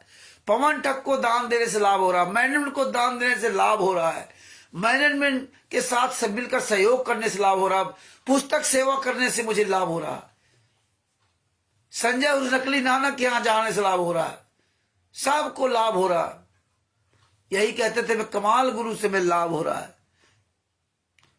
और आवाज जिनके पास पैसा अधिक है वो तो बिल्कुल है बुद्धिहीन हो गए, पागल हो गए। उन्हें तो बस यही है कि हमें सतलोक आश्रम जाने से लाभ हो रहा है। गुरु के ज्ञान से कोई लेना देना नहीं। गुरु कहता था जहां गुरु है वहीं जाने से लाभ होगा, और ये जहां गुरु नहीं है वहीं जाने से लाभ ले रहे हैं। तो इसीलिए परमात्मा ने लिखा कमाल जी के आशीर्वाद से हमें लाभ हो रहा है। पूर्व की भक्ति समाप्त होते ही वे पुनः दुखी रहने लगे। जब कहीं के नहीं बचेंगे तब आएंगे। तो क्या वर्षा भाई कैसे सुहानी, अब पछताए क्या होगा जब चिड़िया चुग गई खेत। कमाल जी के आशीर्वाद से हमें लाभ हो रहा है, हमें लाभ हो रहा है। पूर्व की भक्ति समाप्त होते हुए पुनः दुखी रहने लगे। कमाल जी के पास कभी कभी औपचारिकता करने जाने लगे। जैसे इन्वर्टर की बैटरी को चार्जर लगा रखा था, वह कुछ चार्ज हुई थी, चार्जर हट गया, फिर भी इन्वर्टर अपना काम कर रहा होता। इतना सूक्ष्म ज्ञान परमात्मा ने हमें इतनी सरल भाषा में समझाया, लेकिन हमारे आपके फिर भी फर्क नहीं पड़ता। फिर भी इन्वर्टर अपना काम कर रहा होता है। बैटरी की क्षमता समाप्त होते ही सर्व सुविधा जो इन्वर्टर से प्राप्त थी वो बंद हो गई।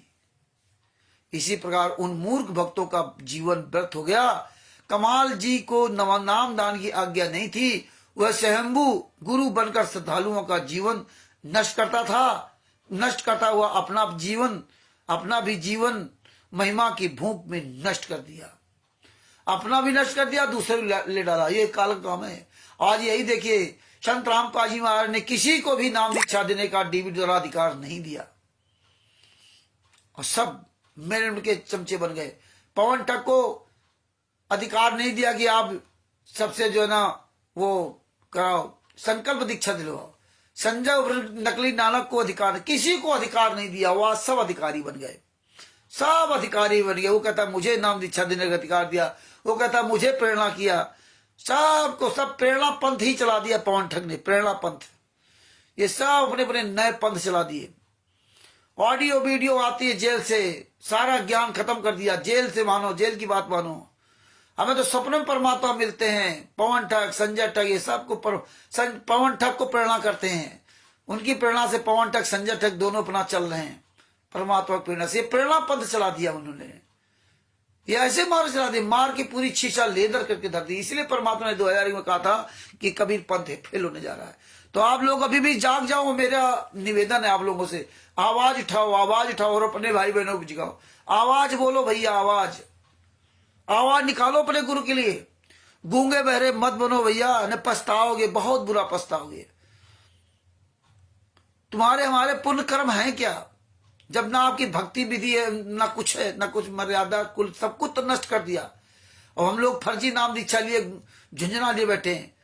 ये पिछले पूर्व जन्म के कर्म आपके चल रहे, इसलिए अभी भी समय रहते अपनी बैटरी चार्जिंग में लगा दो। लाइट आ रही है, इसमें चार्जिंग लगा दो, ये सुन लो।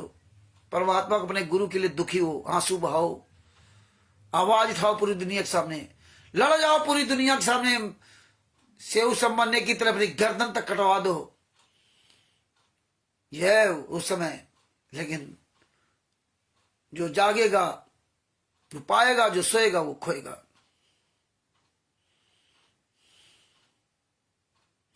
एक दिन कमाल ने सोचा कि भक्तों का अपना काम हो गया है। कमाल के लिए एक छोटा सा आश्रम भी बना दिया था। आश्रम भी बना दिया, जैसे पवन संजय ने आश्रम बना लिया। और पवन ठग तो बड़ा करोड़ों रुपए लूट करके मौज कर रहा है भक्तों के पैसे से। देखिए, और भगत कितना नीच है जो पवन ठग, संजय ठग, मैंने आरएसएस से कमीनों को पैसा दे रहा है, अपनी मेहनत कमाई दे रहा है। और वो हराम कामचोर लोग खुद करते नहीं, दूसरे के पैसे ऐश कर रहे हैं। आंखें सबकी फूटी पड़ी हैं, बंद पड़ी हैं, इसलिए कहां दिखाई दे रहा। दान पाठ दसवान ज्योत का इतना पैसा हो गया, अंधाधुंध पैसा लुटा रहे। और जबकि परमात्मा कह रहे हैं, जबकि परमात्मा दिखा रहे हैं कि इनको पैसा नहीं देता परमात्मा। अगर इनको पैसा देता होता तो भक्तों के से पैसे मांगने का आवश्यकता नहीं। कि मन में सोचा था संबंध ने, आखिरी में जब मन में सोचा कि मेरे पास पैसा होता तो लड़के गर्दन नहीं काटनी पड़ती, मन में सोचते ही देखो कितने युगों तक राजा रहा। और ये तो मांग रहे हैं, उसने मांगा भी नहीं था, इतने कहा था अगर मेरे पास पैसा होता। और ये तो खुलेआम मांग रहे हैं। मन में सोचा था उसने अगर मेरे पास पैसा होता तो आज गर्दन नहीं काटनी पड़ती। और ये तिमिर दूत, पवन ठग, संजय ठग, बैंड आस गुंडे सेवा का नाम से, फलाने के नाम से, ढिमका के नाम से मांग रहे खुलेआम। खाता नंबर भेज रहे हैं, अपना अकाउंट नंबर भेज रहे हैं। और एक आध को लगा रखा कि तुम भी कहो, जैसे मैंने में लगा रखा क्वालिटर नामदार संचालक लाओ, और बिना पर्ची की, बिना रसीद के नाम सब नंबर 2 में पैसा जा रहा है। पवन ठग, संजय ठग जितने सब नंबर 2 में पैसा ले रहे हैं। कोई किसी से लेना दे, मैंने अरसर कोई ट्रस्ट नहीं, कोई संस्था नहीं। एक 25,000 रुपए, 21,000 रुपए पाठ का ले रहे हैं, और 250 रुपए पता नहीं 2,500 रुपए ज्योत का एक सादी पर्ची बना के देते थे। खुश है और बता रहे मुनिंदर धर्माष्टक, अंधे गूंगे बहरे बने घूम रहे सब, कोई लेना देना नहीं किसी को। ये हालात है,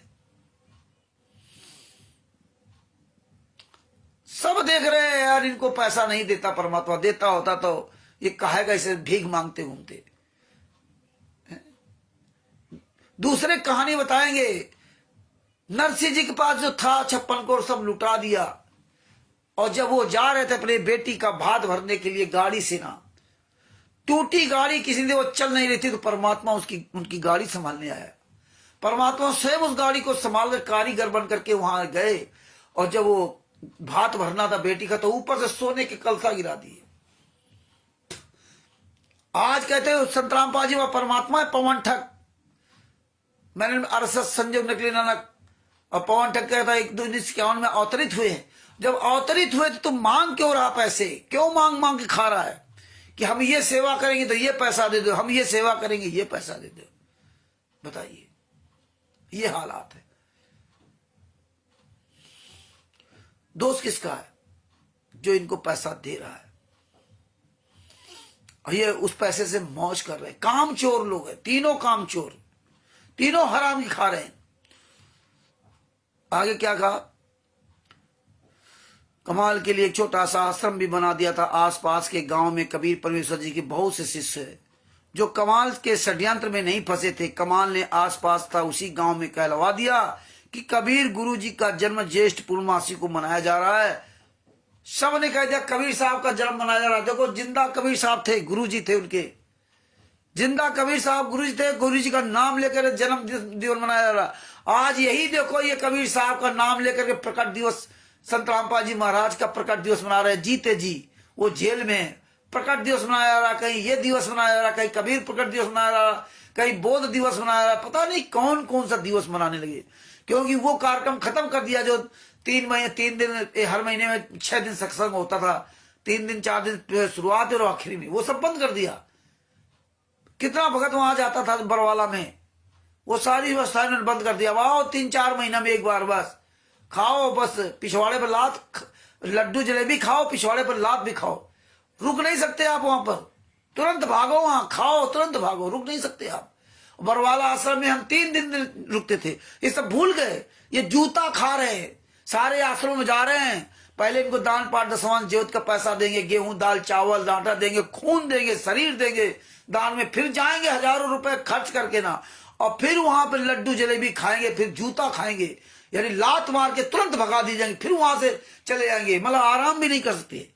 और हम गुरुजी जब थे तो वहां आराम से लेटते थे, 1 दिन 2 दिन 3 दिन रजाई गद्दा लेकर के, चाहे दिन रहे, बढ़िया खाते पीते थे, सत्संग सुनते थे 3-3 दिन तक। यहाँ आप खाना खाने के बाद आप रुक ही नहीं सकते, भागो। और अगर रुक गए कहीं धोखाधड़ी में और पता चल गया तो तुम्हारा नाम खंडो, तुम्हारी खिंचाई हो जाएगी।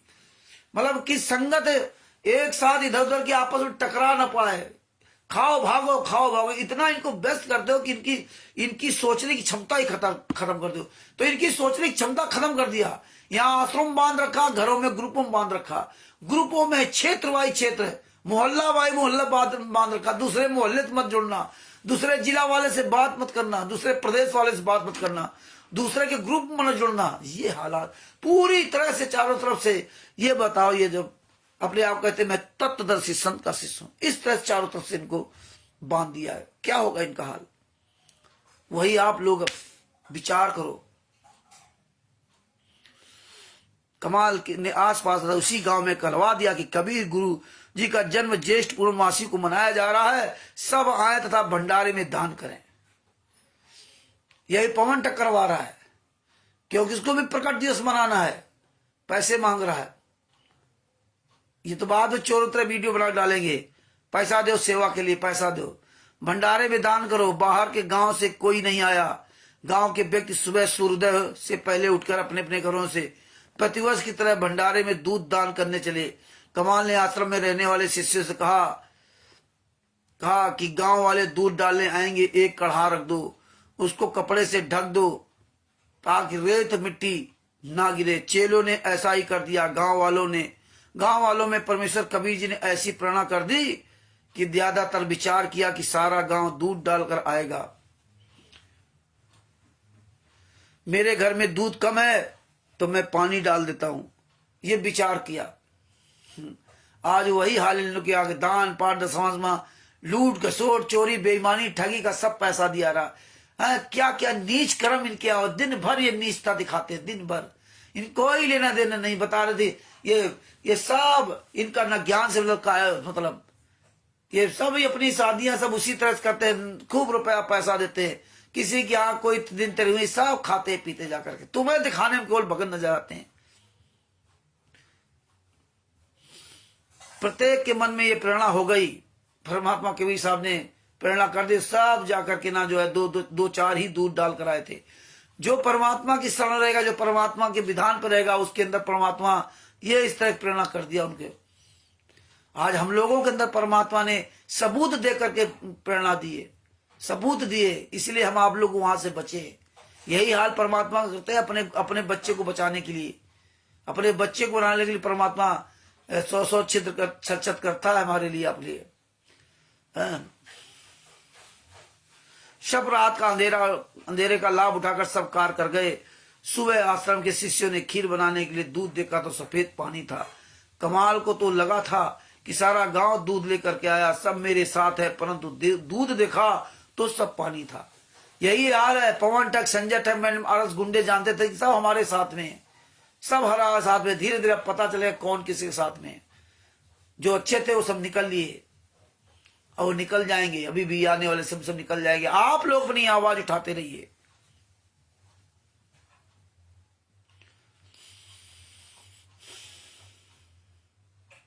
ये देखकर कमाल को अपनी करतूत का एहसास हुआ कि गुरु से दूर होने का कारण मेरे को ये हानि हुई है, घर का रहा न घाट का। तो ये हालात पवन टक, संजय टक, मैंने अर्ज गुंडों का काला चिट्टा पूरी दुनिया के सामने उजागर हो गया है। अब ये घर के रहे ना घाट के रहे, ये चाहे जितना चिल्लाते रहें, ऐसे लूट खाते रहेंगे और जब तक खाएंगे इनके और कर्म फूटते चलेंगे, कहीं की नहीं बचेंगे।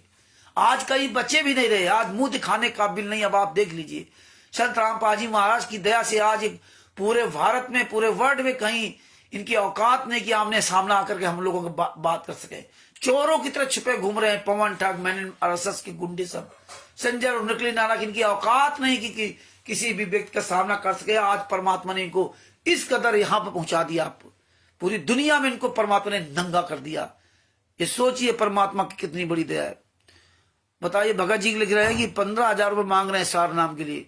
गुरु जी ने परीक्षा लेकर सार नाम देते थे, मगर भगत भाई, अगर भगत भाई हो तो हमारे पास दिमाग अगर हो तो थोड़ा सोचो, इन गुंडों के साथ मिलकर तुम अपना क्या कर रहे हो। सही बात है।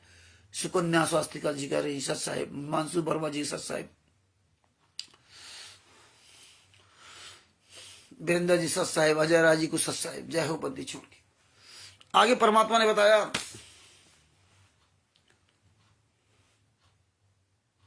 कमाल को अपनी करतूत का एहसास हुआ कि गुरु से दूर होने के कारण मेरी कोई हानि हुई है। घर का रहा ना घाट का। उसी दौरान कमाल ने अहमदाबाद में एक दरिया खाना मुसलमान शिष्य बनाया था। फिर उसको साफ दे दिया कि तू भूतयुग में आ जाएगा। इस प्रकार अपनी शक्ति को कमाल ने नष्ट कर दिया। कभी परमेश्वर जी ने कमाल से कह दिया कि तेरा पंथ नहीं चलेगा, तूने मर्यादा का कोई ध्यान नहीं रखा। ये कभी परमेश्वर ने कह दिया था, ये तीनों का पंथ नहीं चलेगा। पवन टक, संजय टक, मैंने अर्ज गुंडो, किसी का पंथ नहीं चलेगा। ये याद रखना, ये अपनी मर्जी जो कर रहे हैं, चाहे जो कर ले, कुछ नहीं कर सकते। इनका सबका नष्ट होना ही होना है। इसीलिए परमात्मा ये सब दिखवा रहे हैं मैं आपको, इसीलिए इनके कर्म इनसे फोड़वा रहे। कभी परमेश्वर जी ने भी कहा था, कमाल पुत्र जो मत जीवाया, ताके गढ़ शरीर में काल समाया। पुत्रवत्ता को पाला पोखा, वाने हम संकी ना धोखा। आज देखिए, पुत्र की तरह संत रामपाल जी महाराज सबको पाल पोस रहे। आज उन गुंडों ने ही, पवन टक, संजय टक से गद्दारों ने, राष्ट्रीय सेवा सेवक गुंडों ने ही परमात्मा के साथ धोखा दिया। दुनिया से आप जीत सकते हो, लेकिन अपनों से जीत नहीं सकते। अपने जब धोखा देते ना, तो ये अपना बन करके धोखा दिया। ये कि ये नाम निश्चित ही नहीं। पिता जान तिन अड़ंग, अहंकार कीना, ताते ता को दिल से उतार देना।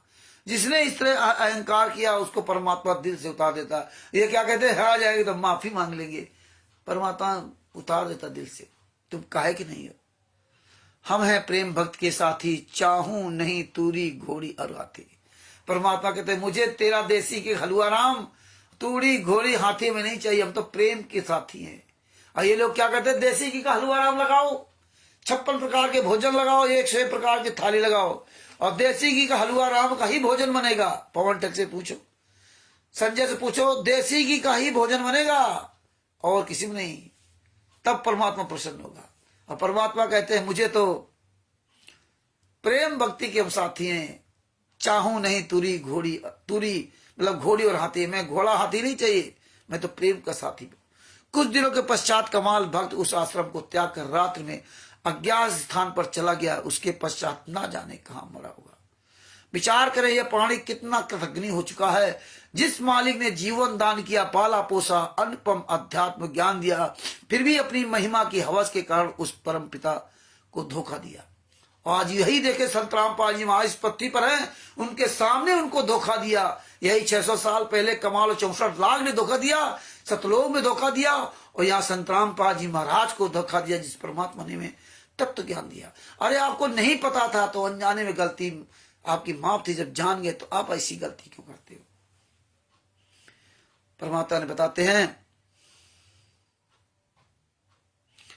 इस प्रसंग से यह भी स्पष्ट हुआ कि हम श्री कृष्ण को प्रभु मानते हैं। कारण यह कि उन्हें ताम्रध्वज को जीवित किया था। परमेश्वर कबीर जी ने शिवपुत्र सम्मन को जीवित किया था, उसको मोक्ष भी दिया। श्री कृष्ण ने केवल स्वर्ग दिया था। स्वर्ग में गए व्यक्ति पुनः जन्म मरण में आते हैं। कभी परमेश्वर जी द्वारा बताए भक्ति मार्ग से पूर्ण मोक्ष प्राप्त था। जो सेउत था नेकी को प्राप्त हुआ, सेउत था नेकी को प्राप्त हुआ। तथा सम्मन को भी परमात्मा तीसरे जन्म में अब्राहिम सुल्तान अधम रूप में पूर्ण मोक्ष मत देकर मोक्ष प्राप्त हुआ था। तीसरे जन्म में सम्मन पार हुआ था। ईगो इतना मन में आया था, अगर मेरे पास पैसा होता तो गर्दन नहीं काटनी पड़ती, इतना सा मन में आया था। तब उसको तीसरे जन्म में पार हुआ था। परमात्मा ने तब तय आखिर ने तो पार नहीं पाता हो। तो भगत भाइयों, ये ध्यान रखो, ये सोचो, सार नाम देकर मोक्ष प्राप्त दिया था। कमाल ने परमेश्वर साथ धोखा किया था, इसलिए अपनी मूर्खता के कारण जीवन व्यर्थ कर गया। आज संत रामपाल जी वहां के साथ धोखा किया। किसने धोखा किया? आज सबके सामने। इनका क्या हासिल होगा? इसीलिए चोरों की तरह छुपे हैं। इनकी औकात कितनी? कब तक ये भगत भाई देंगे? कब तक? कब तक ये मौज करेंगे? इनकी जिंदगी इनके नरक बनी जा रही है। इनको लगता है माया माया। हाँ, इनकी जिंदगी इनको नरक बनती जा रही है, कहीं के नहीं है। और हमें आपको लगता है लोग अब चकाचौंध में फंसेंगे इनके। जो सतलोक आश्रम धराना में जाएंगे, जहां सजावट करके, काल यही तो चाहता है इस चकाचौंध में फंसे को। जैसे अन्य धर्म गुरु करते हैं, अन्य आश्रमों में देखिए चकाचौंध। जाओ जहां वैष्णो देवी जाओ, कहीं जाओ, वृंदावन जाओ, मथुरा जाओ, कहीं भी जाओ, वहां देखिए केदारनाथ कैसा वहां चकाचौंध बढ़िया। वहां की सुंदरता, ईंट पत्थरों की, बढ़िया लाइटों की, बढ़िया पत्थरों की मूर्तियां देख करके यही हाल कर दिया वहां सतलोक आश्रम धराना में। जो जाएगा वहां बिना फंसे बच ही नहीं सकता, क्योंकि वो वहां वो चकाचौंध देख करके अंधा हो जाएगा। और वहां जो भोजन करेगा, जो भी वहां भोजन करेगा, जहां जहां आश्रम बने हुए, जहां जहां पवन टक संजय टक करवा रहे, यहां जो भी खाना खाएगा, भोजन करेगा, जो भी भंडारा करेगा, उसकी बुद्धि तो भ्रष्ट होनी है। वो कभी उस जाल से निकल नहीं सकता। इसलिए भगत भाइयों, अपनी मेहनत की कमाई खाओ, अपनी मेहनत की कमाई खाओ, मेहनत से कमाओ और अपने गुरु के लिए आवाज उठाओ, अपने गुरु के लिए आवाज उठाओ। और परमात्मा की दया से परमेश्वर ने चाहा तो फरवरी या मार्च या अप्रैल में पटना में परमात्मा आंदोलन की पहली नींव रखवाएंगे। आप सब लोग राष्ट्रीय सत साहिब चैरिटेबल ट्रस्ट में सदस्य बन जाइए।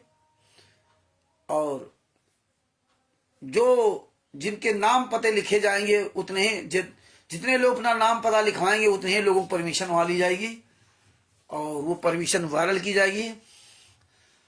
और उसी हिसाब से आप लोगों को बताया जाएगा कि आप लोग सहयोग करना चाहो तो उसमें सहयोग अपना कर सकते हो, योगदान दे सकते हो। बस उसमें अपनी मेहनत की कमाई और ईमानदारी की कमाई का ही सहयोग करना। वैसे हमें किसी भी प्रकार कोई सहयोग की आवश्यकता नहीं है। आप अपना समझना तो उसमें करो सहयोग। वहां जो ना वो कहा जाएगा तो परमात्मा जैसा उसमें चलाएंगे। ये तो आप अपना स्वयं विचार कर करना। हम लोगों को कोई पैसे की आवश्यकता नहीं। ट्रस्ट के ट्रस्टी बनना वो फ्री सेवा है। आप ट्रस्टी बनिए फ्री। तो ये होगा कि आप जो एक संस्था के लोग हैं, इसलिए हम जहां बढ़ेंगे तहां हम कानूनी लीगली प्रोसेस चलेंगे। हम कहीं भी, हम संस्था के लोग हैं। हम ये चाहते हैं कि संत रामपाल जी महाराज को न्याय मिले। हम ये चाहते हैं जो फर्जी आश्रम खोल रखे हैं इनकी जांच हो। हम ये चाहते हैं कि उनके ऊपर FIR नंबर 429 केसों का जजमेंट को पढ़िए। ये कौन लोग हैं जो आश्रम बनाकर चल रहे हैं? ऐसे कानून में नहीं होगा कि हम संत रामपाल जी मार्गशीर्ष, तो वहां संत रामपाल जी मार्गशीर्ष नहीं चलता है कानून में। कानून में ये चलता है कि हम संस्था के लोग हैं। हमारी संस्था है सच्चाई चैरिटेबल ट्रस्ट। हम ये जानना चाहते हैं कि ऐसा क्यों हो रहा है। तो हमारा ये एक माध्यम होगा कि आने वाले समय परमात्मा कुछ करवा सकते हैं। तो इसमें अगर आप लोग समझ में आए तो आप लोग जुड़िए, ना समझ में आए तो कोई बात नहीं। मुझे आपके पैसे की, ना मुझे ना सरूसर सिंह जी को किसी जरूरत नहीं, आवश्यकता नहीं। तो परमात्मा दया कर रहे हैं। हो सकता है वो पटना के भगत तो कह रहे थे, जो पटना में प्रोग्राम कराने से, कह रहे थे भैया, वो कह रहे थे कि परमात्मा ने दया की तो सारा खर्चा वही लोग उठाएंगे। जब वो उठाएंगे तो वो भी तुम्हें मौका नहीं मिलेगा करने का। लेकिन हम एक बता रहे हैं कि जैसे आप लोग उत्सुक रहते हो तो, और जो आप दान पाठ दशवंश का पैसा अपने गोलक में रख रखे हो, तो ये आप परमात्मा के उस सत्संग से निर्णय ले सकते हैं जिसमें जो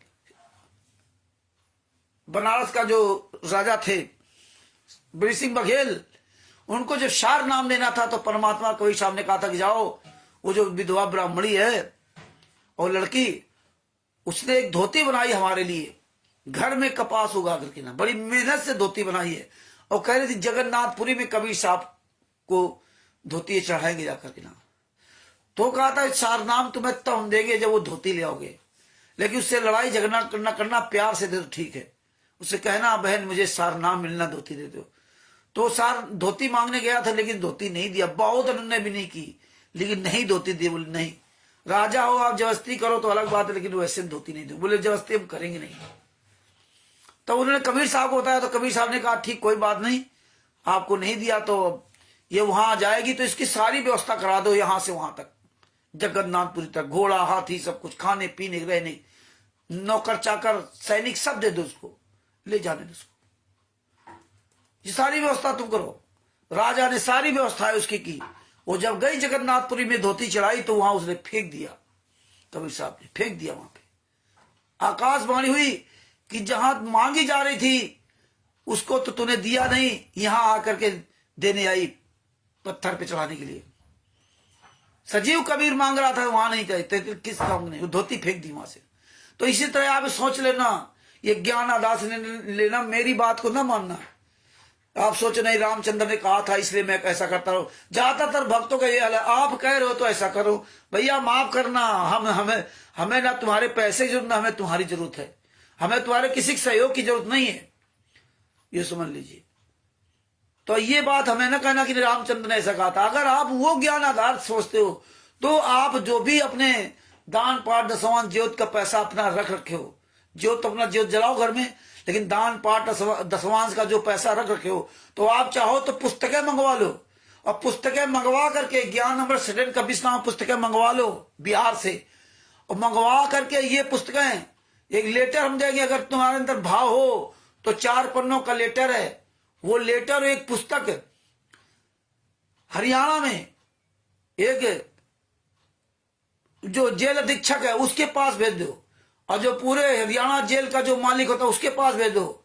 हरियाणा के जो मुख्यमंत्री मनोहर ये नायब सिंह सैनी उसके पास भेज दो, है ना, गृह मंत्रालय हरियाणा के भेजो, भारत सरकार के पास भेजो, आपके क्षेत्र में जहां जहां नामदान सेंटर हो वहां के थाना को भेजो, है ये सब काम कर लो।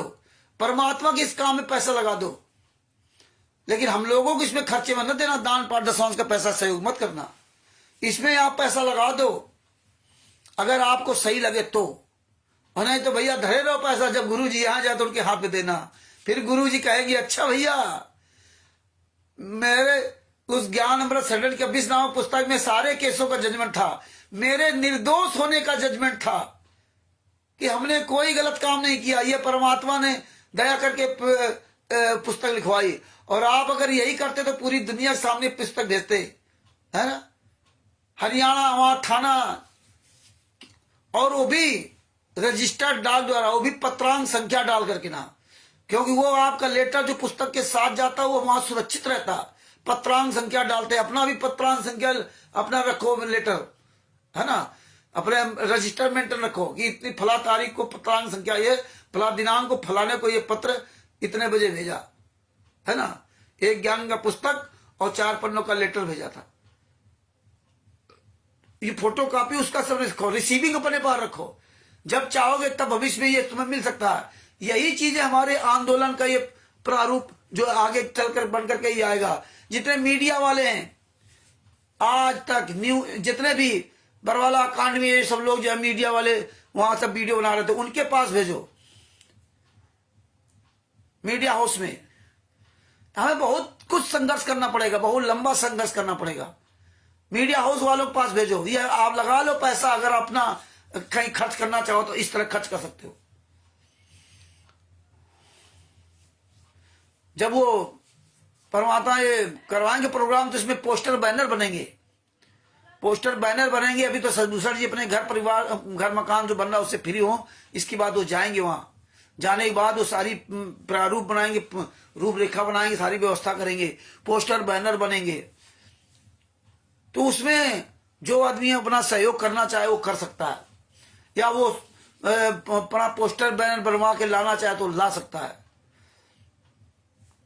तो ये होगा हमारे यहाँ तो खुली किताब होगी, भैया आपको काम करना अपना ये काम कर लो वो काम कर लो, मुझसे कोई लेना देना नहीं, तुम्हारे पैसों से ना मुझको ना सदभूषण सिंह जी को, हमें नहीं आवश्यकता आपके पैसों की। आपका अपना मौका है, अपने कर्म करना चाहो तो कर लो, ना करना चाहो तो ना करो, आपकी मर्जी। जो मुझे समझ में आ रहा है वो मैं बता रहा हूं, बाद बाकी निर्णय अपनी सोच से आप लीजिए। परमेश्वर दया करे, पुस्तक भी का काम चल रहा है और ये आरटीआई से सारे सबूत कलेक्शन करना है। अभी बहुत काम बाकी है, बहुत सबूत कलेक्शन करना है। उसमें जो भगत भाई बहन अपना सहयोग देते हैं उससे अपना सदूसर जी अपना काम करते रहते हैं। हमारे पास कोई 1,50,000 रुपए नहीं है आप लोगों का। पहले बताओ, हमने ट्रस्ट में कोई इतने लोगों को जोड़े नहीं रखा। 10-5 लोग थे, वही भले होंगे, उसमें 2-4 निकली गए, हम ही 2-4 लोग खासे बचे बस। हम है, सदूसर जी हैं, वहाँ उनके साथ में 2-3 लोग हैं, और वो सोबरन दास जी हैं उन्नाव फरुखाबाद से, और 2-4 लोग हैं बस। कोई हमने टीम नहीं बना रखी, क्योंकि हमारे टेस्ट का नियम है ऐसा है कि जो बोलेगा वो साथी रहेगा, जो बोलना बंद कर देगा उसका काम अपने आप खत्म हो जाएगा। 3 महीने बाद या 6 महीने बाद अपने आप खत्म हो जाएगा काम, फिर आपका रिन्यूअल होगा। आवाज उठाओगे अपने गुरु के लिए तो ठीक है, नहीं आवाज उठाओगे तो कोई मतलब नहीं। तो भगत भाइयों, आज आप अपने शब्दों के ही विराम देता हूं और इस पे विचार कीजिए। यह है कबीर सागर का सल्लार्थ। विचार करने के बाद आवाज उठाइए और ये ज्ञान अमृत सटन का 20वां पुस्तक का अधिक से अधिक प्रचार कीजिए। आप जितने भी भाई बहन हैं सबसे प्रार्थना है, ये नहीं कोई महिला के मुझे बोलना नहीं आता है, सब बोलना आ जाता है। ऐसे मोबाइल रखो सामने, फ्रंट कैमरा चालू करो, बैठ जाओ।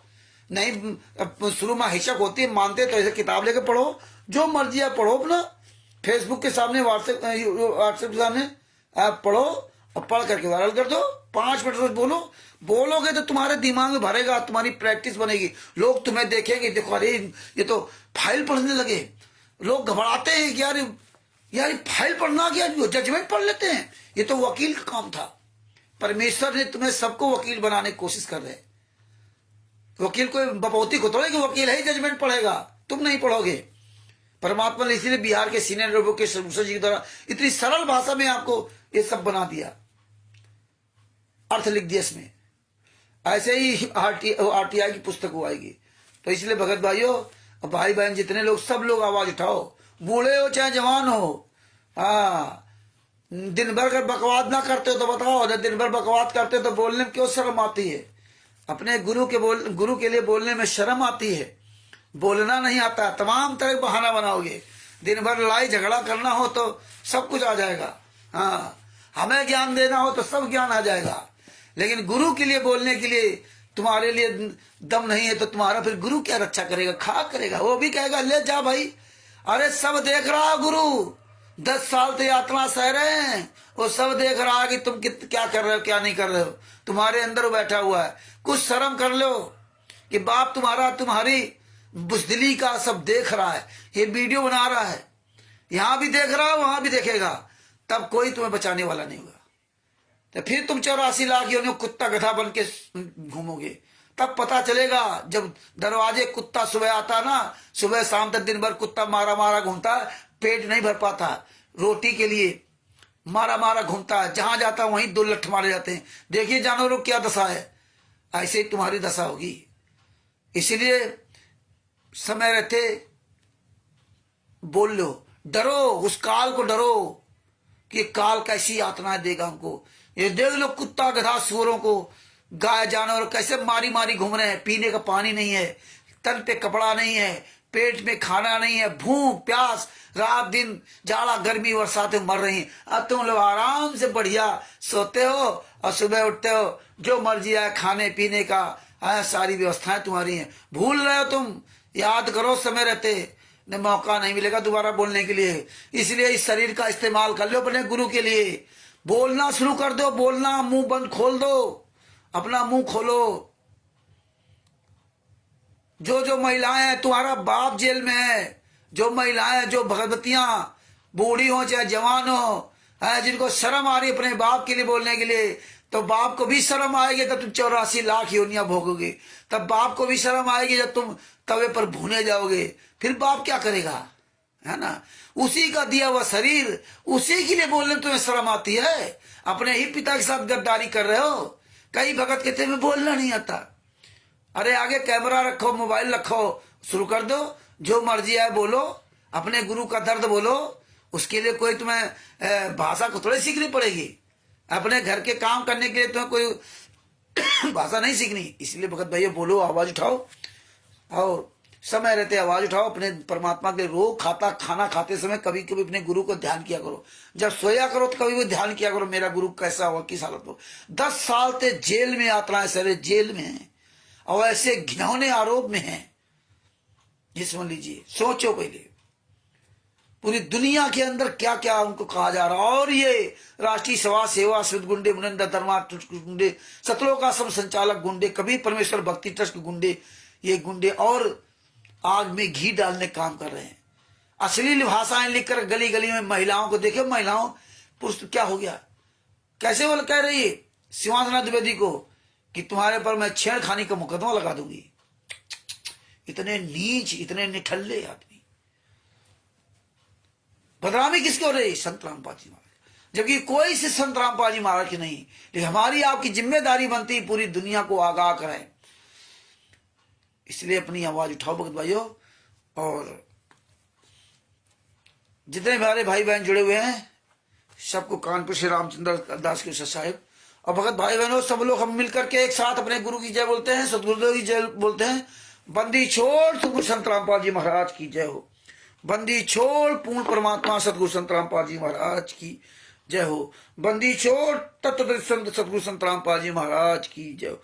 शाह साहेब, बंदी छोड़ सतगुरु संत रामपाल जी महाराज की जय हो। सत साहेब।